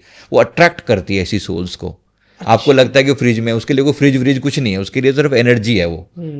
तो पिंडी नॉर्मली इसको मना किया जाता है, आपको बोल रहा हूँ, इसीलिए बोल रहा हूँ। मतलब तो इसमें ये भी होगी कि रात में बहुत सारे लोग जैसे रोटियां बच जाती हैं घर में, अगले दिन खाते हैं, तो वो नहीं खानी चाहिए फिर? नहीं, रोटी एक अलग बात है। अच्छा, पिंडी के रूप, पिंडी का जो रूप है ना, आटा, बचा हुआ आटा दोबारा यूज नहीं करना चाहिए। बचा हुआ आटा हो सके तो रोटियां बना के रख देनी चाहिए, बाद में कुत्ते को डाल दो, गाय को डाल दो, वो कर दो, लेकिन बचा के आटा मत रखो। ओके, ऐसे। तो ये वो जो सोल है ना, देखो 2-4 दिन आप एंजॉय कर लोगे, 10-20 दिन कर लोगे, थोड़ी देर में सब आपको भूल जाएंगे। 2 महीने, 3 महीने, 4 महीने बाद क्या कोई भूल जाएगा, लेकिन अब आप अटक गए, अब आपके लिए कोई एग्जिट गेट नहीं है। अब वो जो सोल है फिर तंग करना शुरू कर दिया, वो कुछ इंडिकेशन देती है, घर में कुछ हरकतें होनी शुरू हो जाती हैं कि भाई मैं भी हूं, मेरे बारे में भी सोचो, मैं कोई गया थोड़ी हूं, मैं तो यहीं पे अटका पड़ा हूं। जबकि उसके बारे में बातें होनी बंद हो गई, उसके बारे में बातें होनी बंद हो गई हैं। कल तक तो वो लाइमलाइट में था, तो सब उसके बारे में बात करे, तो वो इमोशन पर फीड कर रहा था वो सोल। अब उसके बारे में कोई बात ही नहीं कर रहा है या कर रही है। अब वो एक तरीके से डिप्राइव्ड है, अब अटेंशन भी नहीं, उसको कुछ नहीं मिल रहा, और ना वो ऊपर जा पा रहा, क्योंकि आत्मा एक तरीके से स्टक है, उनको लग रहा है अभी भी उसी इमोशन में है वो। और आत्मा के साथ एक दिक्कत क्या है ना, जैसे एक छोटा बच्चा होता है ना, वैसी अवस्था में होती है, इमोशन में जीने वाली चीज वो है, आप उसको लॉजिक से नहीं समझा सकते। अच्छा, क्योंकि मेरे गुरुदेव ने हमें, मतलब हम लोग हीलर हैं, तो हमें इतनी थोड़ी सी रहती है कि मैं आत्मा कि यहाँ पर ये सोल अटकी हुई है, ये है या बंद है। मैंने पहले भी शायद कभी एग्जांपल में एक बार बताया हो, लास्ट पॉडकास्ट में आपने यही पे बताया था, जब हम पॉडकास्ट कर रहे थे कि हम इनके बारे में ज्यादा बातें करते हैं तो ये यहाँ पे दिखनी स्टार्ट हो जाती है। अब किसी के घर की मैं बता रहा हूँ, यहाँ पर दिल्ली के ही, वेस्ट दिल्ली की मैं बात कर रहा हूँ, वहां पर किसी के मदर की डेथ हुई थी, मदर की। उन्होंने फिर उसको, जब वो लंबे समय तक उन्होंने कहा कि मतलब मुझे ना ऐसा लगता है कि घर में कुछ हो रहा है। तो जब मैंने उनसे वहाँ कांटेक्ट करके देखा, तो वो मदर जो थे वहीं मौजूद थे, और उसने कुछ ऐसा मन में धारण कर रखा था कि पोते का मुंह देख के जाऊंगी काइंड ऑफ। जी। तो वो अटकी हुई थी इसी चक्कर में। अब आप देखो अटका रखा है। अब ये सोल किसी अगर अटकी है ना, अब ये सीधी सीधी नहीं जाएगी। इसके लिए आपको प्रेयर करनी पड़ेगी, इसके लिए आपको जाप इत्यादि करके कांस्टेंट उनको एक ये इमोशनल फीड देना पड़ेगा कि भाई आप प्लीज अब यहाँ से जाइए। कोई मीडियम की जरूरत भी होती है इसमें? कोई जरूरी नहीं है, ऐसी बात नहीं है। वो आपकी भाषा को सबसे ज्यादा समझती है, जिससे वो कनेक्टेड है ना, घर के उसी मेंबर की फीलिंग को सबसे ज्यादा समझती है। कोई ऐसा नहीं आप उसको बोल के बोलोगे तब समझ में आएगा, ऐसा भी नहीं है। और कोई मीडियम चाहिए, ऐसा भी नहीं है ना। कभी कभी हो जाता है कि कोई सोल बहुत ज्यादा परेशान हो तो किसी के थ्रू बात कही जा सकती है। जैसे अगर आपको नहीं समझ में आ रहा तो आप क्या करते हो, जैसे मान लो मैं भगवान शिव की प्रार्थना करता हूं, तो मैं कहूंगा ये सोल भगवान शिव को मानती थी मान लो, तो आप भगवान शिव से प्रार्थना करते हो कि प्रभु कृपा करो कि ये सोल एग्जिट कर जाए यहाँ से। कोई ऐसा केस हुआ है सर कि मतलब कोई सोल प्रार्थना करने के बाद भी नहीं जा रही हो, फिर किसी ने आपसे कनेक्ट किया हो कि सर आप हेल्प करिए? थोड़ा सा बताएं इसके बारे में। एक लखनऊ का एक केस आया था हमारे पास। उसमें था कि एक उन्होंने घर वालों ने कांटेक्ट किया, तो उन्होंने कहा कि जैसे उनके ना 2 भाई थे। ओके। तो जो बड़े भाई ने एक तरीके से खुद को मार लिया था। ओके। खुद को मार डाला था, खुद को खत्म कर लिया था। तो उससे क्या हुआ, उसके बाद उन्होंने जो अब उनकी जो छोटे भाई के अंदर उसकी सोल आके ना कभी कभी जैसे गुस्से में वाली भाषा में, जैसे वो उसकी ना एकदम भाषा बदल जाती थी। अच्छा। एकदम बड़े भाई की तरह बोलना शुरू कर देता था, मैं फंस गया हूँ, निकालो मुझे, मतलब इस टाइप की भाषा थी। तो उन्होंने फ़ोन पर हमें उसकी वीडियो दिखाई भी, देखो ये ऐसी हरकतें कर रहा है। अब हमने पहले 2-4 बार तो उनको प्रार्थना करने को ही बोला कि आप कुछ दिन के लिए प्रार्थना करो, इससे उस सोल को एग्जिट करने में सहायता मिलती है, हेल्प मिलती है। तो उनको बोला कि भाई 20 मिनट आप लगातार महामृत्युंजय का जाप करो और उनके निमित्त जो है आप ये प्रार्थना करके समर्पित करो कि ये सारा जाप का जो फल है मैं आपको समर्पित करता हूं, आप प्लीज यहां से जाओ। लेकिन वो एग्रेसिव कंडीशन में थी। अच्छा, फिर उसके बाद 2-3 बार हमने फिर जब उसको लाइव लेके ना कैमरे पे, जूम पे, हम जा नहीं पाए थे, हम दूर भी बैठे थे, तो हमने लाइव कैमरे पे लेके एक बार उसको थोड़ा सा, उन्होंने कहा कि जिस तरीके से जब आती है ना तब आपको कनेक्ट करेंगे। उन्होंने किया, जब उसके अंदर वो चीज़ आई हुई थी तो हमने उससे पूछा। अब हमारे अपना एक तरीका है, एक हीलर का अपना एक वे होता है, हमारी अपनी प्रार्थनाएं हैं, थोड़ी बहुत साधना भी है। तो प्रार्थना करी कि गुरुदेव प्लीज इनकी जो भी इनके अंदर चीज़ है ना वो हमसे बात कर पाए। हमने ऐसी प्रार्थना करी। फिर वो सोल ने सीधी भाषा में हमें बोला कि मैं अटक गया हूँ, मुझे निकालो। वो इस ऐसे रिपीटेड भाषा का, मैं अटक गया हूँ, मुझे निकालो। आप हो कौन? बड़ा भाई हूँ उसका, बड़ा भाई हूँ, उसका नाम बोल रहा था अपना वो कि मैं बड़ा भाई हूँ उसका, बड़ा भाई हूँ। तो क्यों, क्या हुआ था? तो उसने कहा वो तो संगीता धोखा देगी, किसी का नाम ले रहा था, संगीता धोखा देगी। कौन संगीता धोखा देगी? तो पूछा तो फिर पता लगा कि वो कोई लड़की से वो प्यार व्यार करता था, तो उसके चक्कर में उसके प्रति बहुत वो था, आपस में वायदे कर रखे थे, हम साथ देंगे ऐसे वैसे, और फिर फाइनली उसको एकदम पता लगा कि उसकी तो शादी तय हो गई है, खुद को खत्म और इसने अपने आप को मार डाला। बाद में पता लगा कि वो चीट कर, पहले दिन से ही वो चीटर थी, मतलब एक तरीके से चीटर का जो भी था, उसका मन इसके साथ कनेक्टेड ही नहीं था, ये अपने वन साइडेड बना के बैठा हुआ था, ऐसा उसको वो था। बाद में उसको ये समझ में आया, मरने के बाद समझ में आया कि कितना बड़ा धोखा खा चुका है वो। तो मैं यहाँ पर एक बार ना, मैं आपके सारे व्यूअर्स को भी मैं निवेदन कर दूं, क्योंकि ये बात इतनी इंपॉर्टेंट है, जो आजकल बहुत ज़्यादा हम लोग ऐसे लगे रहते हैं ना, जो एकदम से इन्फैचुएशन बोलते हैं इसको, या बोलते आपकी भाषा में कहो तो भी बड़ा प्यार है हमारा आपस में, और उसके चक्कर में मर जाएंगे, मिट जाएंगे। हमें लगता है कि बड़ी कॉमन सी बात है, ये कॉमन नहीं है। कुछ भी कंडीशंस हो सकती है, क्योंकि ये बातें हॉलीवुड बॉलीवुड की मूवीज़ में देखना बड़ा अच्छा लगता है, लेकिन रियलिटी में इतनी भयानक है ना, इसकी सच्चाई इतनी भयानक है। हमने उसको तड़पते हुए देखा है। उसने कहा कि इतनी तड़प थी उसके अंदर, ऐसे सिर मार रहा था अपना बार बार ऐसे करके। तो फिर उसको हमने काफ़ी देर तक उसको कहा कि अब तुम जाते क्यों नहीं यहाँ से, अब तुम जाते, मतलब निकलो यहाँ से, जाओ यहाँ से। तो उसका ये कहना था कि उससे माफ़ी मांगने को बोलो, संगीता को बुलाओ, माफ़ी मांगे मेरे से, तब जाऊंगा। उसको तंग नहीं कर रहा वो, लेकिन माफ़ी मंगवाओ उससे। तो जैसे तैसे करके उन्होंने कन्विंस किया उसको, जाके रिक्वेस्ट करी, हाथ पैर जोड़ के लेकर आए उसको, और फिर उसके सामने वो गिड़गिड़ाई, माफ़ी मांगी, कान पकड़े, नाक रगड़ी, तब जाके इसने उसको माफ़ किया। उसको तंग नहीं कर रहा था, मतलब ये इसकी भी हद थी, मैं कहता हूँ हैरानी थी मुझे, मतलब उस अवस्था में होने के बावजूद उसको नहीं तंग कर रहा, भाई के शरीर में आकर इनके ऊपर गुस्सा निकाल रहा है अपना। तो फिर उसको जब आया, उसमें आके उसने कही अपनी बात, उसके मतलब भाई के, उस संगीता ने, मतलब जो लड़की थी, नाम मैं ऐसे ही ले रहा हूँ, मैं संगीता वर्ड सही नहीं है, मैं जानबूझ के मैंने नाम लिया है, हम किसी को भी हाँ, किसी का से पर्सनल target नाम नहीं है, नहीं किसी का कोई पर्सनल नाम नहीं है, ये मैंने बनाया है नाम, डमी नेम हम ले रहे डमी नेम लिया है ना। तो ये मैंने आपको बताई है। तो उसमें फिर जब उसने माफ़ी मांगी, उसके बाद वो शांत होना शुरू किया। फिर उन्होंने, मतलब उसने कहा कि 10-11 दिन तक लगातार वो इन्होंने अपना जाप जारी रखा, और फिर एक दिन उसकी मतलब जाती हुई पीठ दिखाई दी, मतलब जैसे ऐसा दिखाई दिया कि वो कहीं जा रहा है, लाइट सी में विलीन हो रहा है। सब लोगों को दिखाई, ये उसके छोटे भाई को दिखी, छोटे भाई को दिखी, क्योंकि उसको वो ज़्यादा सेंसिटिव रहा होगा, कनेक्टेड रहा होगा, तो उसको वो दिखाई दिया जाता हुआ। उसके बाद घर में शांति हुई, फिर कोई ऐसी दिक्कत कभी नहीं आई। ओके। तो अब ये जो बात है, मेरा कहने का मतलब ये है कि देखो, दो बातें इसमें। हाँ। अब ये जो अटका, इमोशंस के कारण अटका है व्यक्ति, बुरी तरह से अटका हुआ गुस्से है, के कारण भी, गुस्से के कारण अटका है, इमोशंस के कारण, कि मैं अटक गया, अब उसके पीछे मर जाऊंगा, मिट जाऊंगा। कहना बड़ा आसान है, जान दे दी, अपने जीवन को तबाह कर दिया, अब अटक गई है सोल। नुकसान किसका हुआ? नुकसान किसका हुआ? अपना ही नुकसान हुआ। नुकसान हुआ। आप अपने को जितना मर्जी किसी के पीछे, कोई किसी के पीछे मरता नहीं है, पर खुद को मार के बाद में दुखी हो रही है, फिर आत्मा अटक रही है। ऐसे मैंने अनेक आत्माओं को दुखी होते हुए देखा है। बहुत बड़ी चीज है कि इसने उस लड़की को परेशान नहीं किया। हाँ, ये नहीं किया, बहुत कुछ कर सकता था, वो कर सकता था, फिर भी उसने ऐसा नहीं किया। ये बड़ी बात है, ये बड़ी बात है।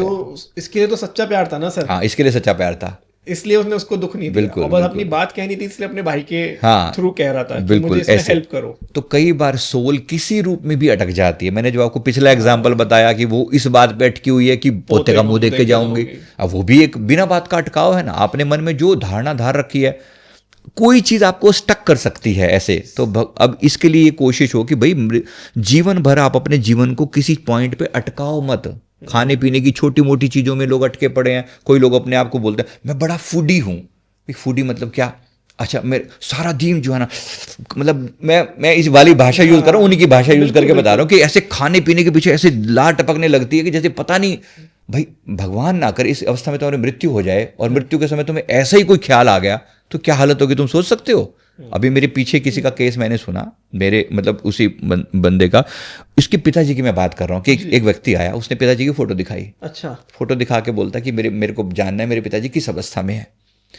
हमने देखा तो समझ में आया कि पिताजी तो बहुत नेगेटिव उसमें है। हाइना जो होता है, लक्कड़ बग्गा, अच्छा, आपने सुना होगा, है ना, लक्कड़ बग्गा, हाइना बोलते हैं उसको। तो हाइना लक्कड़ बग्गा की अवस्था में है वो। और बड़ा बुरा लगा हमें, तो कहता हूँ मैं तो फिर उसको मैंने कहा तुम ये बताओ बिहेवियर कैसा था उनका जीवन भर। कहते जी बाकी चीज़ें तो उनकी कुछ ऐसी थी, लेकिन खाने पीने के बड़े लालची थे। मतलब खाने पीने में उनकी ना ऐसी थी कि बस पूछो मत। और मीट खाने के बड़े शौकीन थे। अब लक्कड़ बग्गा मीट खाने का शौकीन होता है, मतलब मांस ही खा रहा है वो, और क्या कर रहा है, बिल्कुल। जो शेर वेर जो है ना, मांस बाघ जो शिकार करके छोड़ देते हैं, उस मांस को खाता है वो। खुद शिकार नहीं, कम ही करता है वो, है ना, बचा कुचा खाता है वो। अब ये इसके मन में, मेरे को जो हमने जब समझा उस बात को, साथ कनेक्ट करके देखा कि मरते समय में इस व्यक्ति के बगल में कहीं मीट वीट बन रहा होगा कहीं ऐसे, उसकी स्मेल जो है ना आई अंदर, मन में इच्छा रहा कि हाय मैं काश मैं भी खाता। भाई अब जिसकी जो सारा जीवन तुम उसी चीज के पीछे जियो हो, मृत्यु के समय क्या पता तुम किस चीज में अटक जाओ और ऐसी एक चीज में अटक गए। अब देखो इंसान जैसा इतना सुंदर शरीर मिलना, और कहाँ एक लक्कड़ बग्गे का कैसा घटिया सा गंदा सा शरीर। मैं बुरा नहीं है, चलो वैसे मैं किसी एनिमल की बुराई नहीं कर रहा हूं, बट कहने का मतलब इंसान तो नहीं है ना। कहाँ एक इंसान की एक अवस्था कितनी सुंदर है। हम लोगों को आमतौर पे किसी को कोई ऐसा वर्ड यूज नहीं करते हैं ना, किसी को ऐसा वर्ड बोल दें किसी को, है ना, तो कितना अजीब लगता है। किसी को पिग कह देना कितना बुरा लगता है। पर कोई व्यक्ति पिग बन सकता है अगर जीवन भर उसने यही कर्म किए।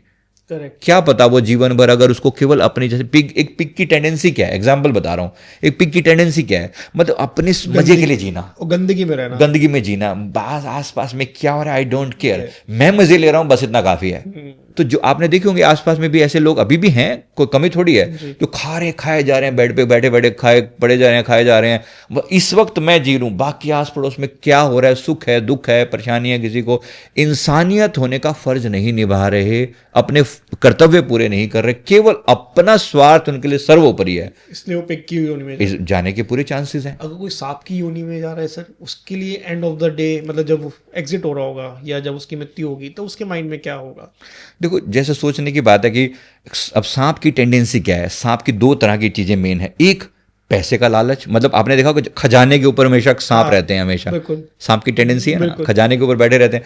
अब कोई व्यक्ति जीवन भर सिर्फ पैसा पैसा पैसा पैसा पैसा करते हुए जिया, और मृत्यु के बाद क्या बड़ी बात है उसके लिए कि परमात्मा आपको वही जन्म देता है जिसमें आप मोस्ट कंफर्टेबल फील करो।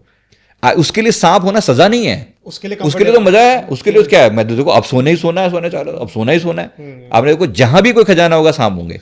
दूसरी सांप की एक टेंडेंसी और क्या होती है, छुपना, डर के रहना, बिलों में रहना, प्लस अपना गुस्सा कभी नहीं छोड़ता। सांप को अगर आपने एक बार छेड़ दिया ना, काट के मारेगा, उसके बाद वो कहीं ना कभी उसकी दुश्मनी जन्मों तक नहीं भूलती। उसकी आंखों से ही आपकी फोटो बना लेता है दिमाग में, और वो कई जन्म तक भी आपका पीछा नहीं छोड़ता। तो देखो, छुपा हुआ गुस्सा, अंदर दबा हुआ गुस्सा, वो दबा के बैठा हुआ है। कुछ लोग ऐसे हैं ना भाई, अगर आपको बहुत ही नाराजगी किसी से हो, मान लो, तो रिलीज करो ना यार, उसी टाइम में समझो बात को। करना है तो वहीं, अगर कुछ कहना है तो यहाँ निकाल लो जो निकालना है, बात करो, ढंग से करो। ये मत रखो माइंड में कि 2 महीने बाद सोचो कि काश मैं उस समय ये कह देता। हाँ, ये कर देता। ऐसे बहुत लोग हैं जो उस समय मतलब उस टाइप के घुन्ने प्रवृत्ति के होते हैं ना, उस वक्त नहीं बोलेंगे, बाद में अंदर ही अंदर कुड़ते रहेंगे। Don't do that. आप उससे व्यक्ति से ज्यादा अपना नुकसान कर रहे हो। और उस टेंडेंसी के साथ भगवान ना करे अगर आप एग्जिट हो गए तो पता नहीं किस योनि में जाओगे, किस योनि में जाओगे। कितना खतरनाक है, बहुत ज्यादा सोचने की बात है ना।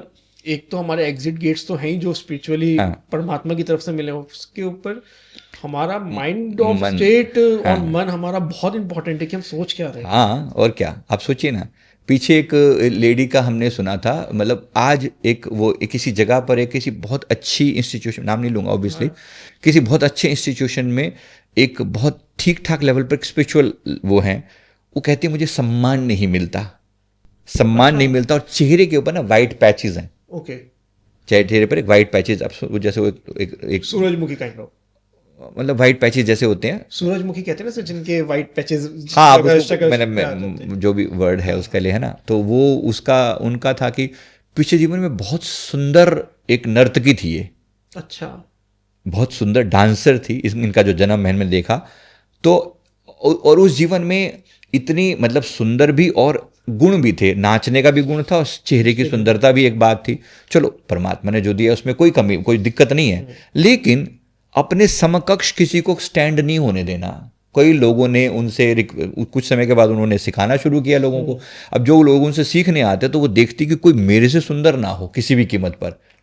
एक लड़की जो आई, जो कि बहुत ज़्यादा उससे बेटर थी, सुंदर थी, और बहुत जल्दी सीखे चले जा रही थी, उसको चेहरा को बिगाड़ने के लिए उसने किसी वैद्य से लेकर ऐसा केमिकल दिया जिसका चेहरा खराब हो जाए।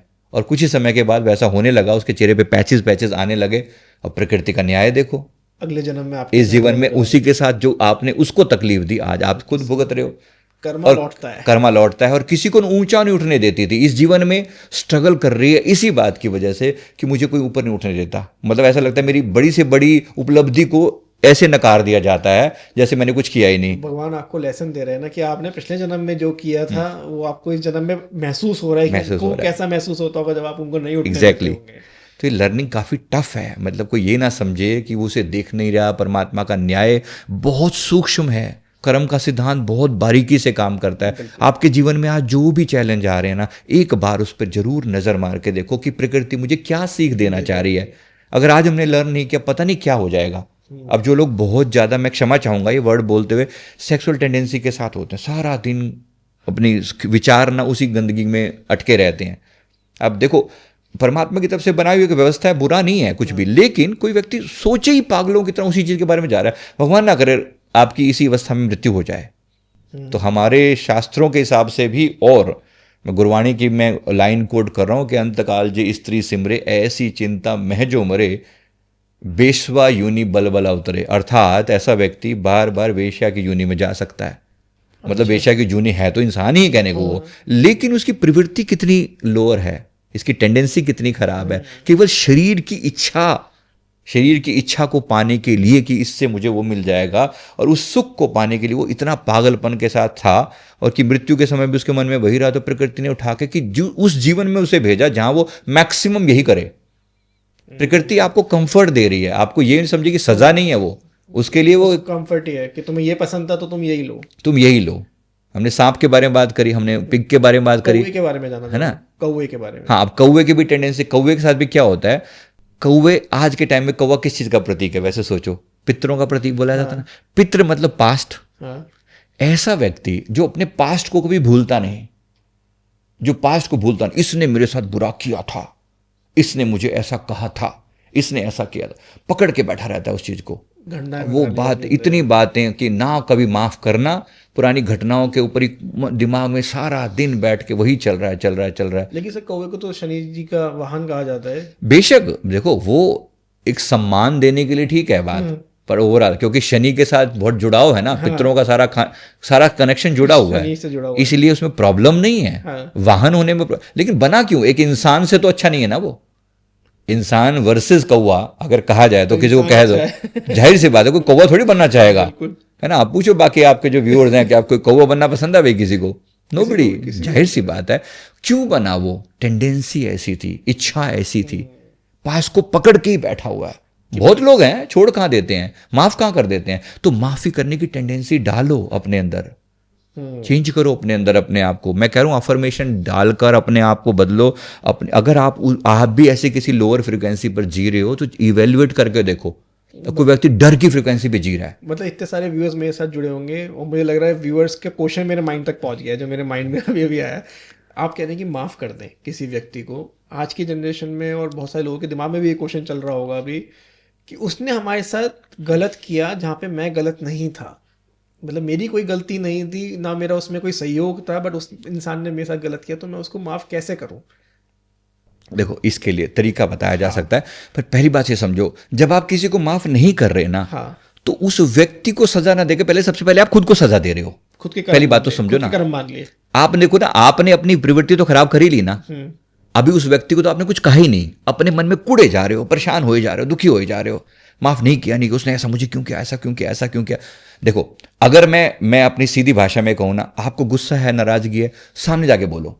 अगर नहीं हिम्मत बोलने की तो ठीक है, अपनी बात को किसी ना किसी रूप में उस तक पहुंचाओ कि मैं इस बात से तुम्हें से नाराज हूं, पर अंदर मत कूड़ो ना। जब आप अंदर किसी बात को दबा के बैठे हो ना, तो इससे आप अपनी प्रवृत्ति खराब कर रहे हो, अपने मन को इतना मैला कर रहे हो।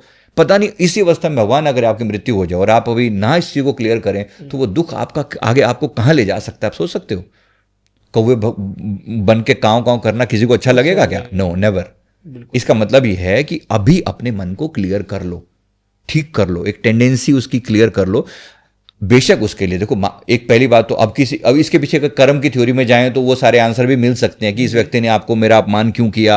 अगर मैं इसमें जाऊं तो इसके हो सकता है मेरा कोई कर्मा भी अटका हो। बिल्कुल। तो कहीं ना कहीं एक लर्निंग तो है ना, है ना। तो वो अब मैं उसको क्लियर करूंगा, अभी डिटेल में नहीं जा रहा हूं, लेकिन मान लेते हैं कि अपना कोई कर्म है, समझ लें, और माफ करने की टेंडेंसी हमारे अंदर आ गई है। उससे पहले मैं खुद को माफ कर रहा हूं, है ना। उस व्यक्ति को तो मैं माफ कर रहा हूं, उससे पहले मैं खुद को माफ कर रहा हूं, है ना। ऐसे करके कर्म नहीं बांध रहे हैं इसमें, अपने आप को ठीक करें पहले, और अपने अंदर बीमारियां ना पालें। और भी आपको देखो ऐसे ही, और देखो किसी टाइप के लोग, कबूतर बनता है कोई व्यक्ति, कबूतर की अपनी एक प्रवृत्ति है। कबूतर की टेंडेंसी क्या है, कबूतर जो है ना, ओवरऑल देखो बाहर बैठा हुआ है किसी कोने पे, गुटरगू किए जा रहा है, उसका ओवरऑल गंदगी फैला रहा है और कुछ नहीं कर रहा है, इसके ज़्यादा क्या, कुछ नहीं। तो ये वो वाले प्रवृत्ति, ऐसे लोग जिनका अपने ना तो खान पान पे पूरा कंट्रोल होता, ना उनकी अपनी टेंडेंसी पे, मतलब अपने जीवन पे, आंखें क्या देख रही हैं, मेरे कान क्या सुन रहे हैं, मैं क्या कर रहा हूं, अपनी अवेयरनेस पर कोई कंट्रोल नहीं है। कोई भरोसा नहीं कि जीवन के मृत्यु के बाद आप उस अवस्था में चले जाओ। बिल्कुल, है ना। ऐसे हर एक की अगर सर छिपकली की बात करें ना, वो ऊपर रहती है ना नीचे रहती है, बीच में टंगी रहती है। मैंने जहां तक सुना है छिपकली बहुत इगोइस्टिक होती है। ऐसा सुना है मैंने, जो इसकी एनर्जी जो समझी है ना। और छिपकली के अंदर अग्नि तत्व बहुत ज्यादा प्रबल होता है, मतलब जहर टाइप का जो है, तो उसी प्रवृत्ति की ना, मतलब एक तरीके से सांप की प्रवृत्ति वाली है। हाँ। तो उसी टाइप की प्रवृत्ति वाली वो होती है ऐसी ही टेंडेंसी वाले लोग जी। अब देखो, जो जीवन भर ऐसी अवस्था में जिया जहां पर किसी को माफ नहीं किया, गुस्से में जिया, अपने आप से एग्रेशन में जिया, तो वो उस तरफ अपनी एनर्जी को शिफ्ट किए जा रहा है। भगवान ना करे कोई व्यक्ति एकदम से इतनी डिग्रेड हो जाए। हम कोई भी व्यक्ति क्यों चाहेगा कि मैं ऐसा हो सकूं, बिल्कुल है ना। ऐसी भी दे देखो, कोई चूहा बनना चाहेगा क्या, बिल्कुल है? कि तो एकदम छुप के जो दिवे जा रहा है बिलों के अंदर, गंदगी के अंदर, इधर से उधर। है ना। कोई भी व्यक्ति क्यों चाहेगा कि मैं ऐसा करूं, लेकिन ऐसा होता है। अब कोई व्यक्ति जब इंसान होकर इंसानियत के फर्ज भूल जाता है अपने, तो तो प्रकृति आपको उसी रूप में कर देती है। इंसान बन के इंसान जैसी प्रवृत्ति होनी सबसे इंपॉर्टेंट है ना। और चीज़ों में देखो आप, जैसे कोई व्यक्ति, मैंने आपको सारे एग्जाम्पल दिए, जो डर में जी रहा है, जो बहुत ज़्यादा फियर में जी रहा है, चांसेस है कि ये व्यक्ति मर के हिरन बन जाए। हिरन जो होता है ना, डरा डरा जीता है, बहुत ज़्यादा डर में जीता है, हल्की से आवाज भी भाग जाता है एकदम से। तो हिरन की टेंडेंसी क्या है, देखो, अब डर में मत जियो ना, जो है अपने ऊपर वर्क करो ना, अपनी डार्क सेल्फ, अपने शेडो के अंदर। मेरे अंदर के डर कोई और दूसरा नहीं जान पाएगा, लेकिन मैं खुद पर काम करूँ ना। ऐसी अब बाकी लोगों का एक, सॉरी मैं हाँ जी एक क्वेश्चन आ रहा है, डॉग के ऊपर आ रहा है, कुत्ते के ऊपर। कुत्ते की योनि कब मिलती है इंसान को? एब्सोल्यूट लॉयल्टी, लेकिन पागलपन जैसी लॉयल्टी है। आप किसी चीज के प्रति लॉयल हो, है ना, लेकिन अपनी ओवर डिपेंडेंट हो किसी व्यक्ति के ऊपर, अपनी इमोशनली, अपनी नीड्स के लिए किसी पर सुपर डिपेंडेंट हो गए। ओके। एक होना क्या चाहिए, देखो, मैं आपके प्रति वफादार हो सकता हूं, पर मैं अपनी खुद की एक सेल्फ डिपेंडेंसी थोड़ी छोड़ दूंगा। मैं गुलाम थोड़ी हूं आपका। सही बात है ना, सीधी सी बात है। कुत्ते, ये टेंडेंसी क्या है, सोचो, टेंडेंसी ये है कि गुलामी की टेंडेंसी है। मैं आपके पीछे इतना डिपेंडेंट हूं, आपके पीछे, आप रोटी दोगे तो मैं खाऊंगा, नहीं तो दुम हिलाता खड़ा रहूंगा, कुछ करूंगा नहीं। तो इसलिए उसमें जाता सोचना। लेकिन सर, मतलब कुत्ता कहना सही नहीं है, बट थिंग इज हम इसलिए बोल रहे हैं कि आप लोग कनेक्ट कर पाए। इसमें भी ब्रीड्स होती हैं। हाँ। एक है कि सड़क पे हाँ, होता है, जाहिर सी एक है बात है। कि हाँ, घर में बेड हाँ, पे बैठ के खाना खा रहा है, हाँ, और एक है कि हवाई जहाज में घूम रहा है, प्राइवेट। हाँ, है तो कुत्ता ही, बिल्कुल। लेकिन तीनों में बहुत फर्क है। नहीं, वो भी ठीक है, क्योंकि शुभ कर्म भी किए होंगे ना। ऐसा अच्छा। जरूरी नहीं है कि उस व्यक्ति ने सारे अशुभ कर्म ही किए, हो सकता है उसने दान पुण्य भी किए हो, तो इसलिए वो प्लेन में बैठा है। लेकिन अपनी टेंडेंसी, हाँ बिल्कुल, अपनी टेंडेंसी को नहीं छोड़ा, प्रवृत्ति नहीं छोड़ा। मैं पीछे किसी की बात कर रहा हूँ और मुझे कहते हुए बहुत दुख है जो मैं कह रहा हूँ। किसी लेडी का मेरे को किसी ने फोटो दिखाया, कहते ही हमारे पड़ोस में रहा करती थी, अकेली लेडी, बहुत रिच थी, खूब पैसा था, पति पहले जा चुके थे, बच्चे विदेश में सेटल थे। उसकी उन्होंने कहा कि ये जो ना, इसका अपने डॉगी से बहुत लगाव था। उन्होंने ऐसा बोला कि लगाव था, एक फोटो भेजी मेरे को, बोला कि इसके बारे में आप बताओ, क्या ये कहाँ है, किस अवस्था में है। अब जो भी मैंने देखा मेरे लिए बहुत खराब था, बहुत बेकार था। मैंने कहा भाई, ये इस वक्त जो फील हो रहा है मुझे, ये खुद भी ऐसी ही किसी रूप में है। मतलब ये डॉगी के फॉर्म में दिखी, इतना पागलपन था। उन्होंने बाद में उसके बारे में पूरा खुलासा किया। उन्होंने कहा कि she was so mad for this thing. अपने जीवन में जीवन के सारे इमोशंस को एक डॉगी से जोड़ दिया।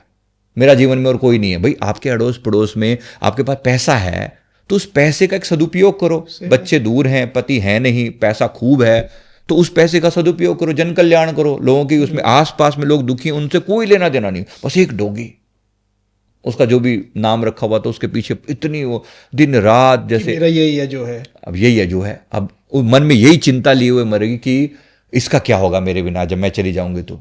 अब सोचो, जो व्यक्ति आखिरी श्वास भी उसी के लिए ले रहा है, प्रकृति आपको क्या देगी? ठीक है, तो यू गो टू दैट। तो सर, ये तो चलिए डॉगी के लिए हो गया, लेकिन हमारे पेरेंट्स या हमारे बड़े बुजुर्ग हमें सोचते हैं कि हमारे जाने के बाद हमारे बच्चों का क्या होगा।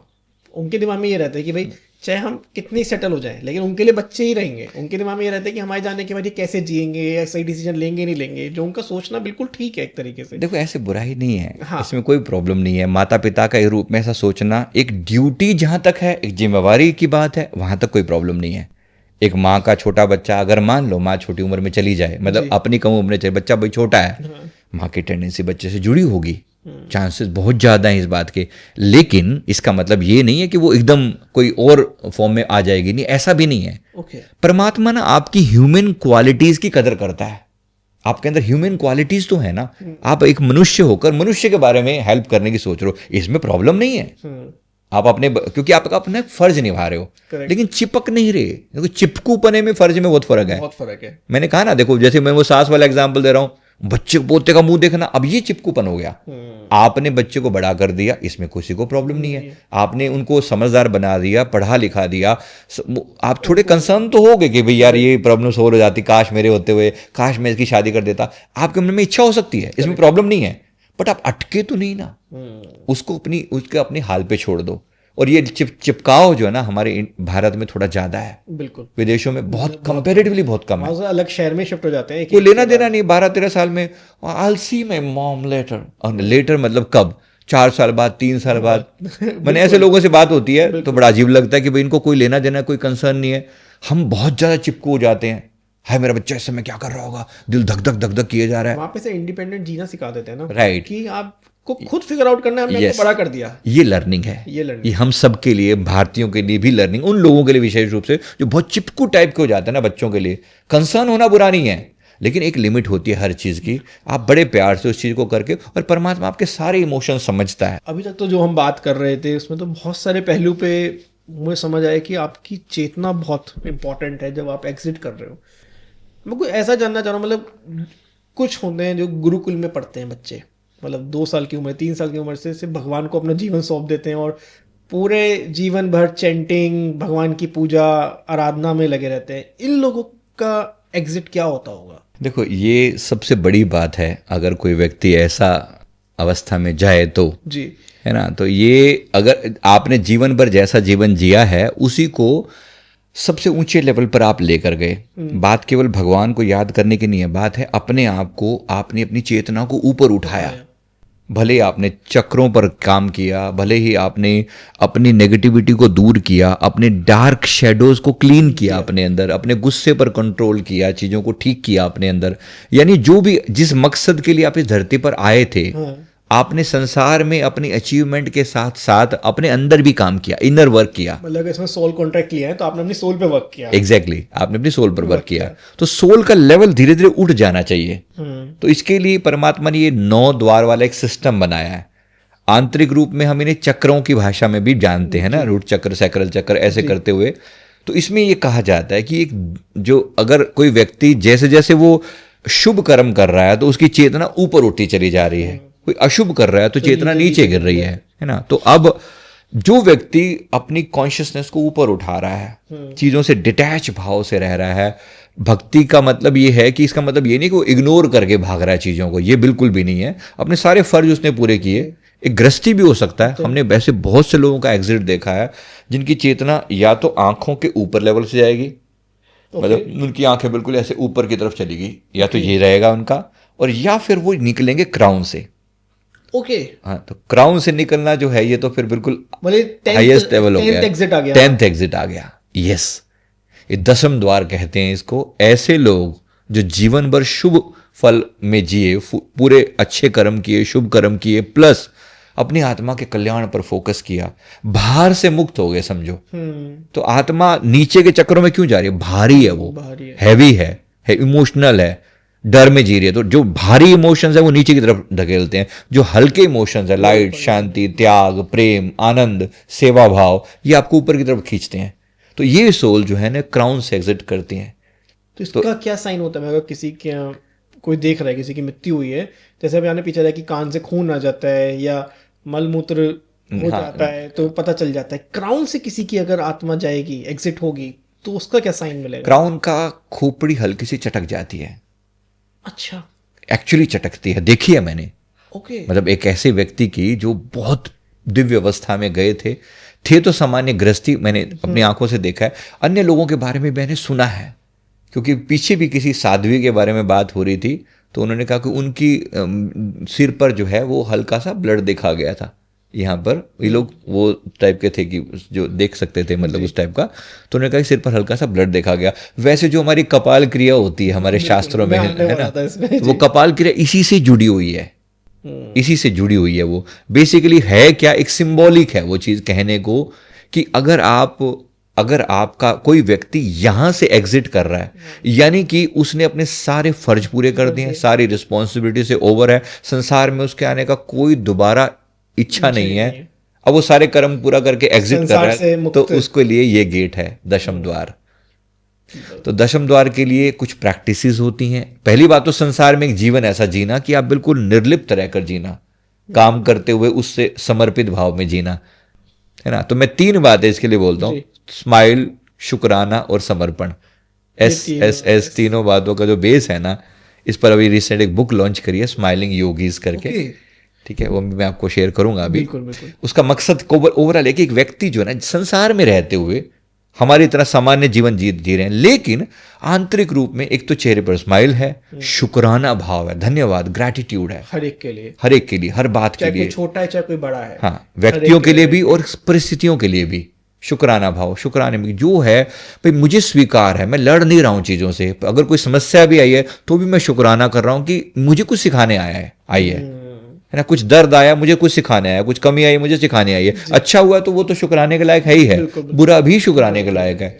जब व्यक्ति शुक्राने में जाए तो समर्पण भाव भी आने लगता है ना। अब समर्पण का मतलब व्यक्ति जो कर्म करता है, मैं अपने प्रभु को समर्पित करता हूँ, अच्छा या बुरा जो हुआ ठीक, अच्छा, है ना। तो ये भगवान श्री कृष्ण की, हाँ तो जी, ये प्रभु को ही समर्पित करना चाहिए या वो किसी को मानते हैं अपना, जिसको भी मानते हैं, जिसको भी अपना आइडल मानते हैं या अपना गुरु बिल्कुल मानते हैं, उनको भी समर्पित बिल्कुल, कर किसी को भी इसकी कोई वो लेकिन नहीं है। चिपकूपन में समर्पित नहीं करना है। हाँ, यस, हम पीछे बात कर रहे थे, राइट कि उनको समर्पित करो लेकिन अपनी लिमिट्स में रह के करो। एग्जैक्टली, आपको ये पता होना चाहिए कि आप क्या क्या रहे हो, उस व्यक्ति के साथ या किसी गुरु के साथ आपका चिपकाव ना हो जाए, ऐसा जुड़ाव तो नहीं कि वो आपको किसी लोअर टेंडेंसी में ना ले जाए। ये इंसान को अच्छे से समझ में आ जाती है ना। भगवान श्री कृष्ण की सीधी सीधी वाणी है, यम यम वापि स्मरण भावम त्यजन्ते कलेवरम तम तमेवेति कौन्तेय सदा तद्भाव भाविता। इसका मतलब सिंपल सा है कि जिस जिस चीज को स्मरण करते हुए तुम संसार में जो भी जिस तरफ से भी तुम्हारी टेंडेंसी जाएगी, तुम्हारी प्रवृत्ति जाएगी, स्मरण भावम त्यजन्ते कलेवरम, शरीर को छोड़ते हो, तम तमेवेति कौन्तेय सदा तद्भाव भावित है, उसी भाव को तुम भावित होते हो, अर्थात जिस चीज को तुमने याद किया उसी भाव में तुम पहुंच जाते हो। तो जैसे मैंने आपको पहले लोगों के बारे में बताया कि कोई व्यक्ति जीवन भर मांस की इच्छा में रखा, लक्कड़ बग्गा बन गया। जीवन भर उसने अगर ऐसे डर में जिया, हिरण बन गया, इस बात के चांसेस हैं। जीवन भर इमोशंस में जिया, भाव में, तो प्रेत बनकर भटक रहा है, वो भी तो एक जूनी है ना। पैसे के बारे में सोचा तो सांप बन गया, सोचने की बात है। अब अगर कोई शुभ भी तो सोच सकता है ना, जैसे आपने अभी कहा, तो शुभ सोचे तो वो ऊपर भी उठा। शुभ सोच में क्या क्या आ जाता है, मतलब थोड़ा सा शुभ का मतलब देखो ये है कि अब पहली बात तो आपका संसार में कोई लगाव नहीं बचा, अंतिम समय तक आते आते मैं इससे बात कर लूं या मैं ये खा लूं या मैं यहाँ चला जाऊं, ये सब लगाव है। एग्जैक्टली, देखो जो चीज आपके मन को भारी कर दे वो लगाव है, वो रोकने वाली चीजें हैं, जो आपको अटका सकती हैं। जब आपको यहां जाना है, यहां से, और आप सोचते हो कि मुझे अब इस जन्म और मृत्यु के साइकिल से बाहर रहना, जिसको हम मोक्ष कहते हैं, तो मोक्ष की यात्रा यहां से है, ये मोक्ष की यात्रा है। तो इसके लिए दशम द्वार है। तो उसके लिए अगर कोई व्यक्ति समर्पण भाव में जिया जीवन भर, तो ऐसे व्यक्ति की मृत्यु चेतना ऑटोमेटिकली हायर लेवल की तरफ शिफ्ट होनी शुरू हो जाती है। अच्छा, इसके लिए 2-3 कुछ प्रक्रियाएं भी हैं की जाए। पहली बात तो एक तो जैसे आप जीभ को तालू से लगा कर रखते हो, हाँ, ऐसे ऊपर की तरफ, और ध्यान थोड़ा सा यहां रखा जाए। आमतौर पे हर व्यक्ति को यहां पर सेंसेशंस होती हैं, आमतौर पे जो थोड़ा साधक होगा ना उसको यहां बिल्कुल अच्छे से पता लगता है कि यहां पर है। आप किसी भी व्यक्ति जो आपके साथ जुड़े हुए लोग हैं, है ना, इनको मैं बता रहा हूं कि इसके थोड़ा जो एक तो बिल्कुल ये वाला हिस्सा है, बिल्कुल जो बिल्कुल ये पीछे जहां पे चोटी लगाया करते थे, चोटी से थोड़ा सा आगे 2 इंच आगे समझ लो, एक थोड़ा सा दबा हुआ हल्का हिस्सा है, थोड़ा सा, ये इसको तालू बोलते हैं हम लोग, है ना। तो आप जब यहां से खेचरी मुद्रा लगाते हो अपर पैलेट की तरफ, जीभ को अपर पैलेट पे लगाते हो और इस प्रकार से थोड़ा शांभवी मुद्रा टाइप का अभ्यास करते हो, तो चेतना धीरे धीरे नीचे से ऊपर उठने शुरू हो जाती है। तो अगर कोई इसकी डेली प्रैक्टिस करे तो यस, इजी है, धीरे धीरे धीरे करके, मतलब जीवन भर, मैं कह रहा हूं केवल एक प्रैक्टिस ही सब कुछ नहीं है, बट एक बहुत बड़ा फैक्टर ऐड हो जाता है इससे। फर्स्ट स्टेप तो है, फर्स्ट स्टेप तो है, यस, मतलब कहीं पहुंचने के लिए चलना तो पड़ेगा ना, चलना तो पड़ेगा, ये चलने का फर्स्ट स्टेप है। Yes yes.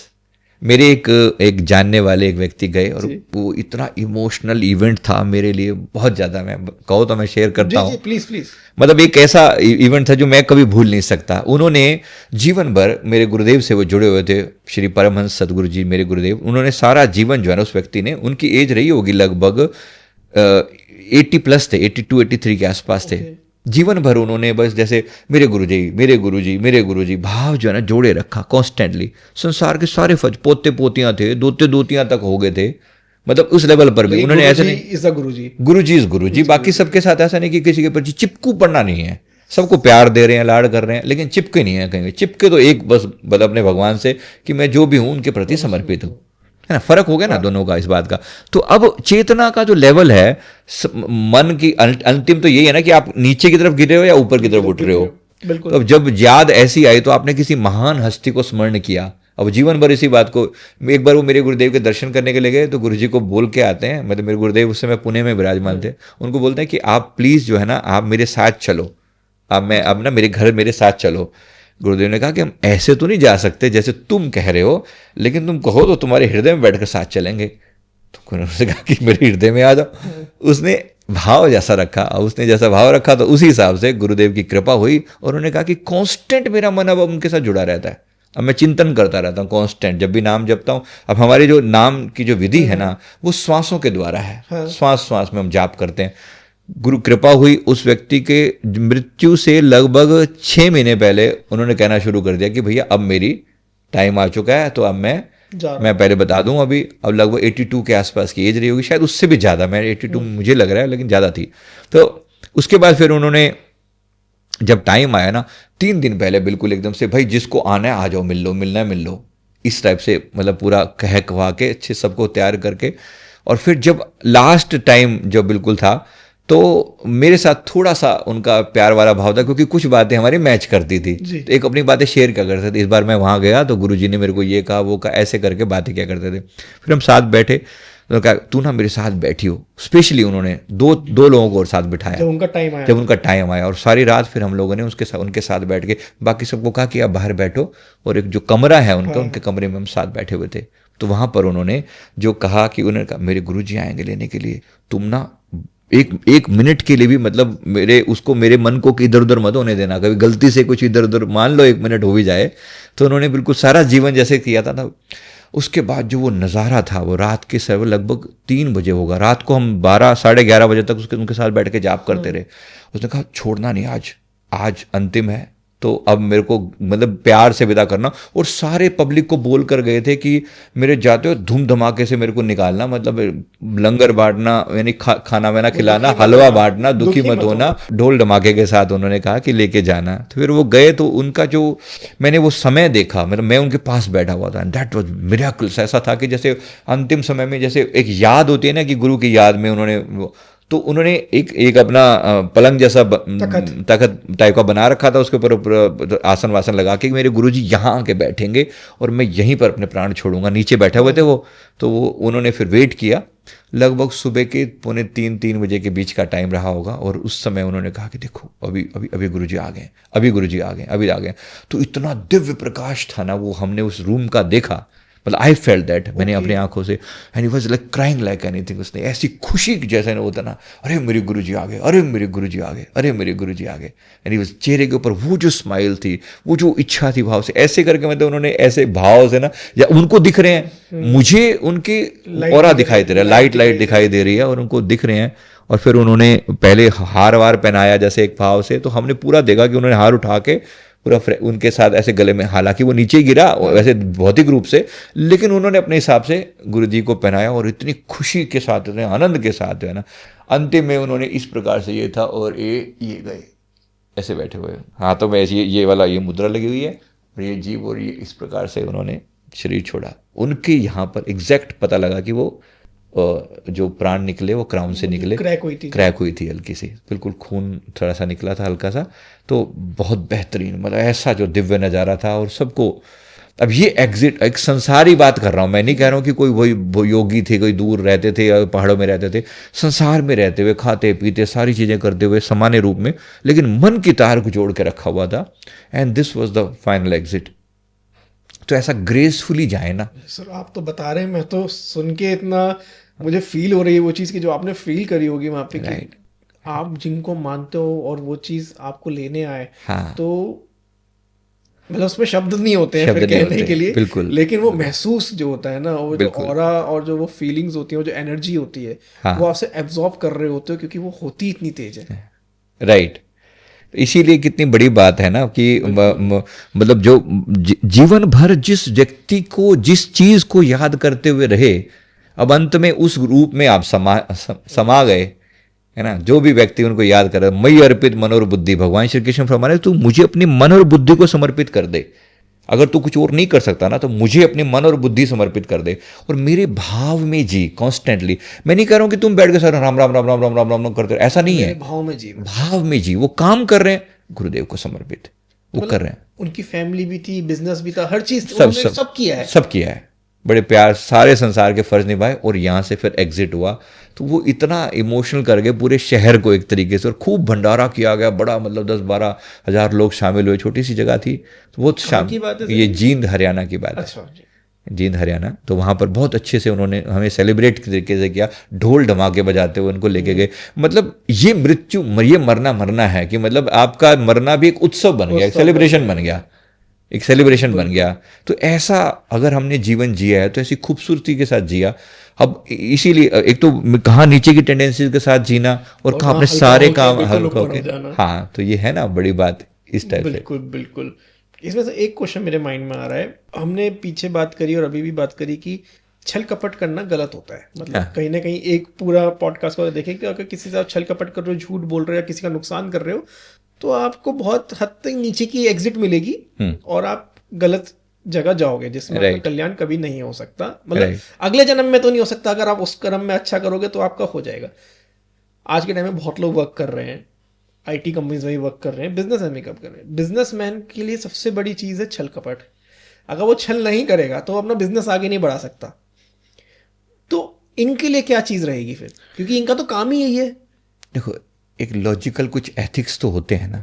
हाँ। आप सोचो इस बात को, कोई भी व्यक्ति आप एक पाखंड करे ही जा रहे हो, क्योंकि जेन्युइन अमाउंट के लिए मान लो कोई व्यक्ति मान लो ये कहता है कि कोई चीज उसको पास 100 रुपए की है और वो 105 रुपए की बेच रहा है, 110 की बेच रहा है। अब 5-10% प्रॉफिट एक जेन्युइन सी बात लगती है।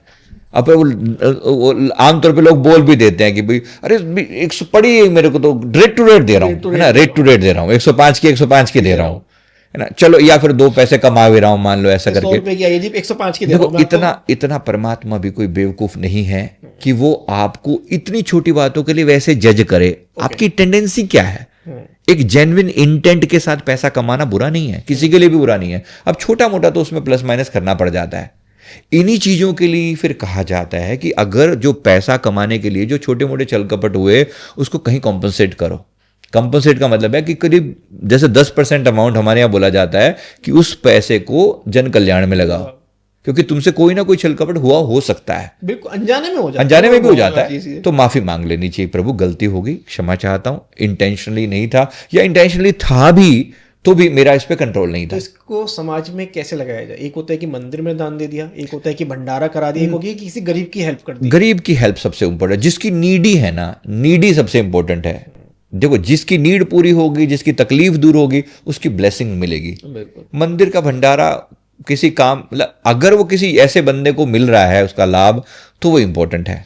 मैं फिर कह रहा हूं, दिखावा नहीं। हम देखते हैं कॉलोनी के या गली के कोने कोने में भंडारे होते हैं, तो वहां पे सब जो नीडी हैं वो सब आके खाना देखो, इंपॉर्टेंट क्या है, टेंडेंसी क्या है, आप वो भंडारा अपने ईगो के लिए कर रहे हो या अपने जन कल्याण के लिए कर रहे हो। बस भाव अगर आपका सही है ना, फिर प्रॉब्लम नहीं है।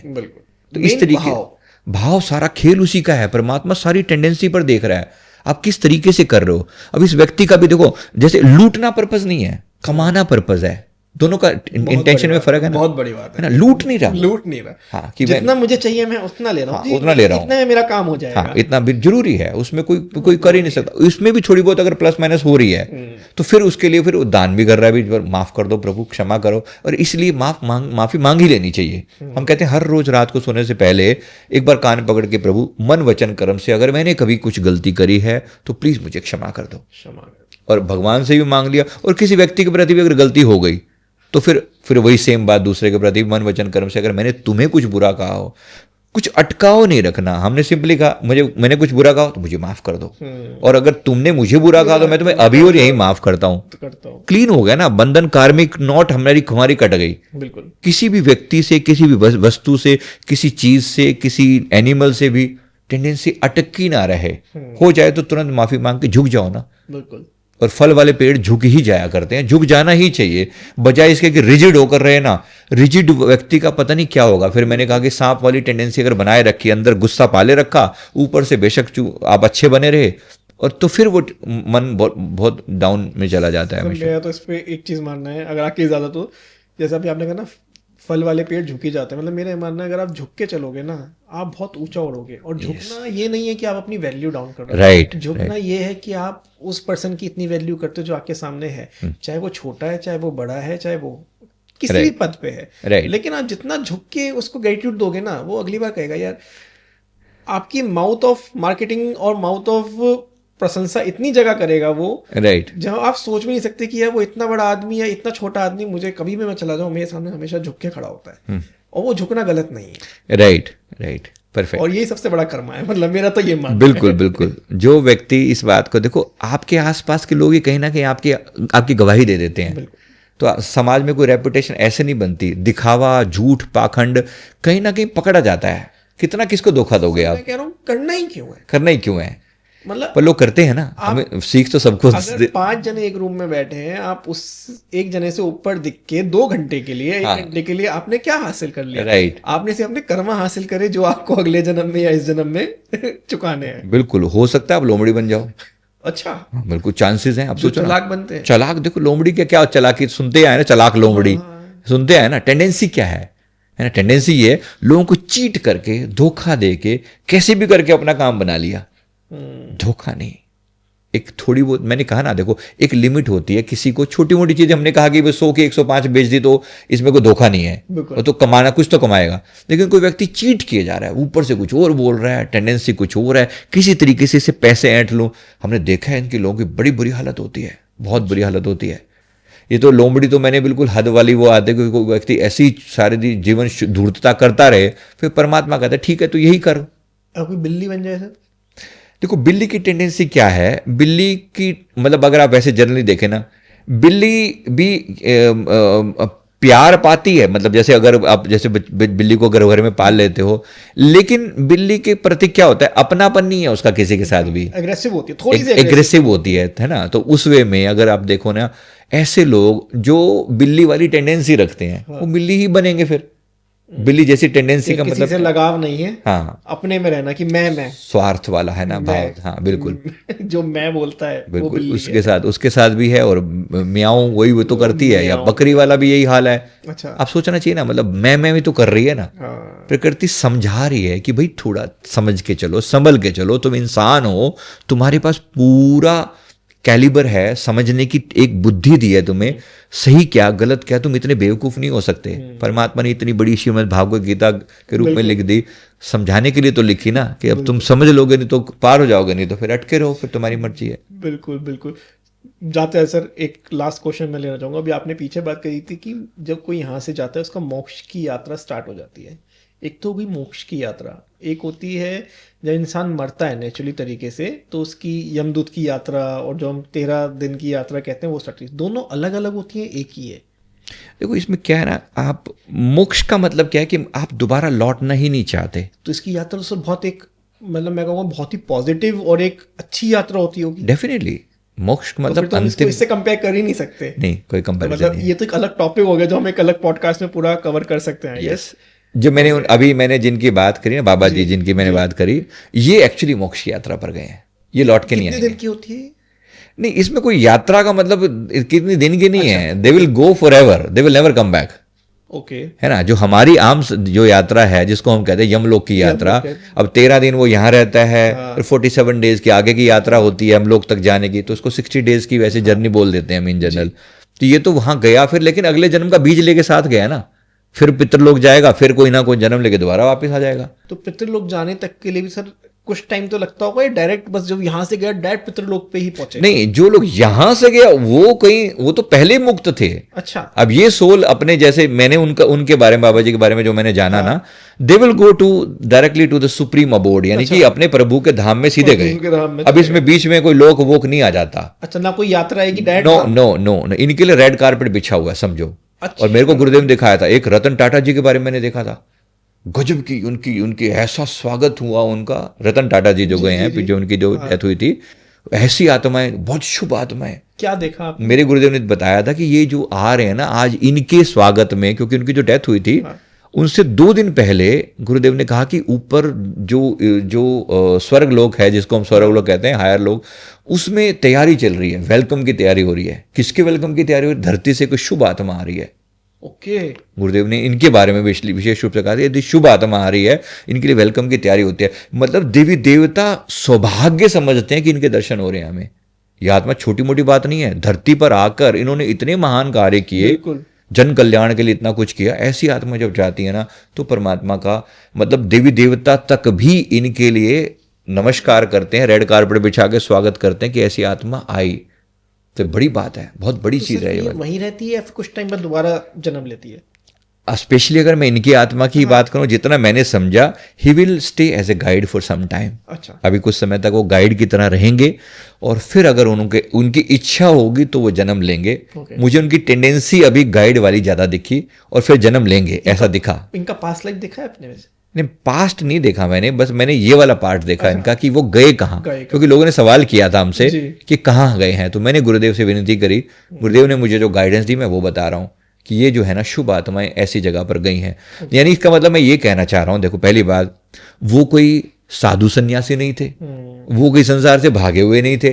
तो गलती से ये तो सोच मत लेना कि भाई ऐसा कोई व्यक्ति तभी मुक्त होगा जब वो ऐसी कोई कर्म करके करेगा, ऐसा बिल्कुल भी नहीं है।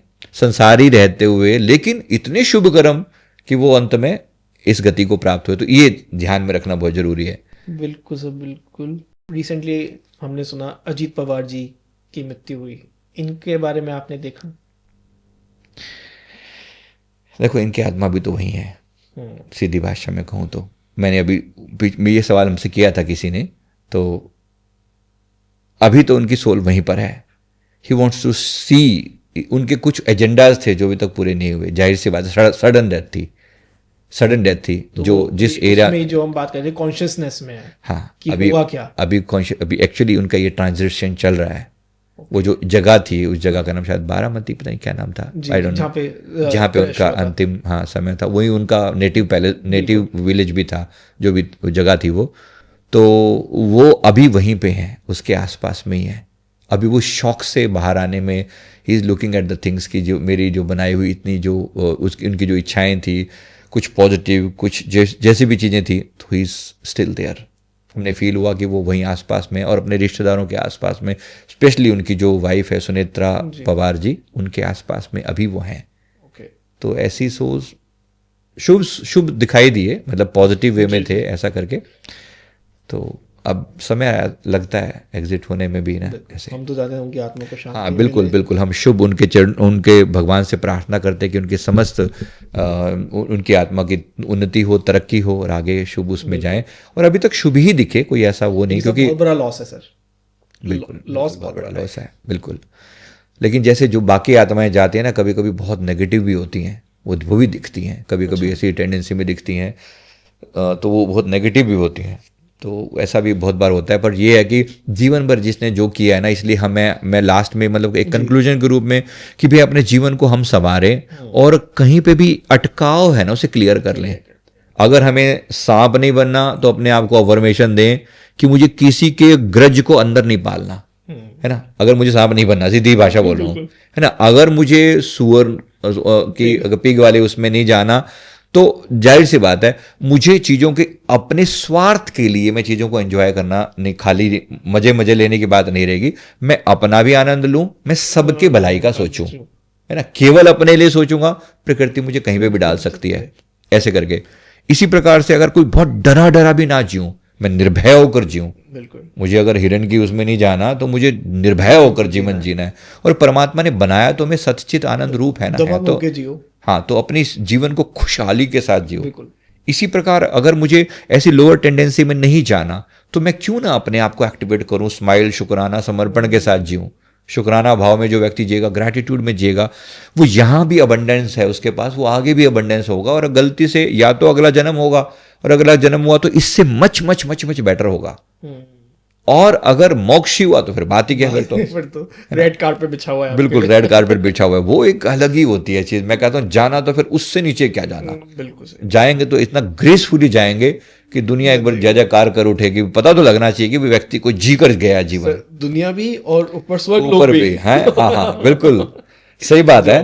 दोनों जगह का जय जयकार होगा कि आप कुछ महान चीजें करके आए हो अपने सोल कॉन्ट्रैक्ट से, कई गुना कट करके, और उससे बिल्कुल। ऊपर चीजें लेके आए हो। मेरे गुरुदेव ने एक लाइन कही थी किसी के लिए, उस समय मतलब एक बहुत ही अच्छे लेवल के संत थे जो गए थे, तो उन्होंने एक लाइन वहाँ कही थी कि कौन कहता है कि आशिक मर गए, आशिक यहाँ पर उन्होंने भक्त के बारे में कहा, कौन कहता है कि आशिक मर गए, कैद से छूटे वो अपने घर गए। मतलब ये कैद थी एक तरीके से, वो छूट कर अपने घर गए, वो आनंद में जी रहे हैं। अब उनकी ब्लेसिंग से सारा संसार कृतार्थ हो रहा है। अब जिस स्थान से वो गए उस स्थान पर अब मंदिर बने पड़े हैं, या उस स्थान पर तीर्थ स्थान बने पड़े हैं, तो जिस स्थान पर उन्होंने अपने चरण रखे वो स्थान पवित्र गिने जाते हैं। इस समय पर फलाने फलाने संतों ने आकर साधना करी थी, आज वो स्थान पवित्र हो गया। तो स्थान किसकी वजह से पवित्र हुए? उस प्रेजेंस की वजह से, उस ऊर्जा की वजह से। थे तो इंसान ही ना हमारी तरह, तो हमारे लिए सीख छोड़ कर गए हैं, वो हमें अपनानी चाहिए। बिल्कुल बिल्कुल। थैंक यू सर इस पॉडकास्ट में जुड़ने के लिए, और जो आपने चेतना के बारे में बताया है, मतलब चेतना हमारी इतनी इम्पोर्टेंट है, मेरे व्यूअर्स को बहुत अच्छी तरह समझ आ गया है। और मतलब आप लोगों ने भी जो भी समझा है इस पॉडकास्ट से, वो भी आप कमेंट सेक्शन में ज़रूर लिखें कि आपको इस पॉडकास्ट से लर्निंग्स क्या क्या मिली, आपको क्या क्या नहीं करना है। देखिए वो तो हमें हमेशा से फ़र्ज़ रहा है कि हम आपको बताएं, लेकिन अगर भूले अनजाने में आपने कभी भी कुछ गलत किया है, किसी के साथ भी किया, जैसे सर ने हमें बताया कि आप उससे बात नहीं कर सकते, कोई दिक्कत नहीं है, अपना शांति से बैठ के अपने आप को माफ़ करें, उसके बाद उसको माफ़ करें, और कहें कि भाई आप अपने रास्ते, हम अपने रास्ते, हमारा कोई गरज नहीं है आपसे। राइट, ग्रज नहीं, अटकाव नहीं, बिल्कुल। Thank you sir. जी शुक्रिया। हम भी बहुत अच्छा कर्म कर रहे हैं, जाते जाते आप भी एक अच्छा कर्म करिए। नीचे लाल बटन आपको दिख रहा होगा, लाइक शेयर सब्सक्राइब करना ना भूलें चैनल को, और पार्ट 2 के लिए कमेंट्स में पार्ट 2 जरूर लिखें। Thank you.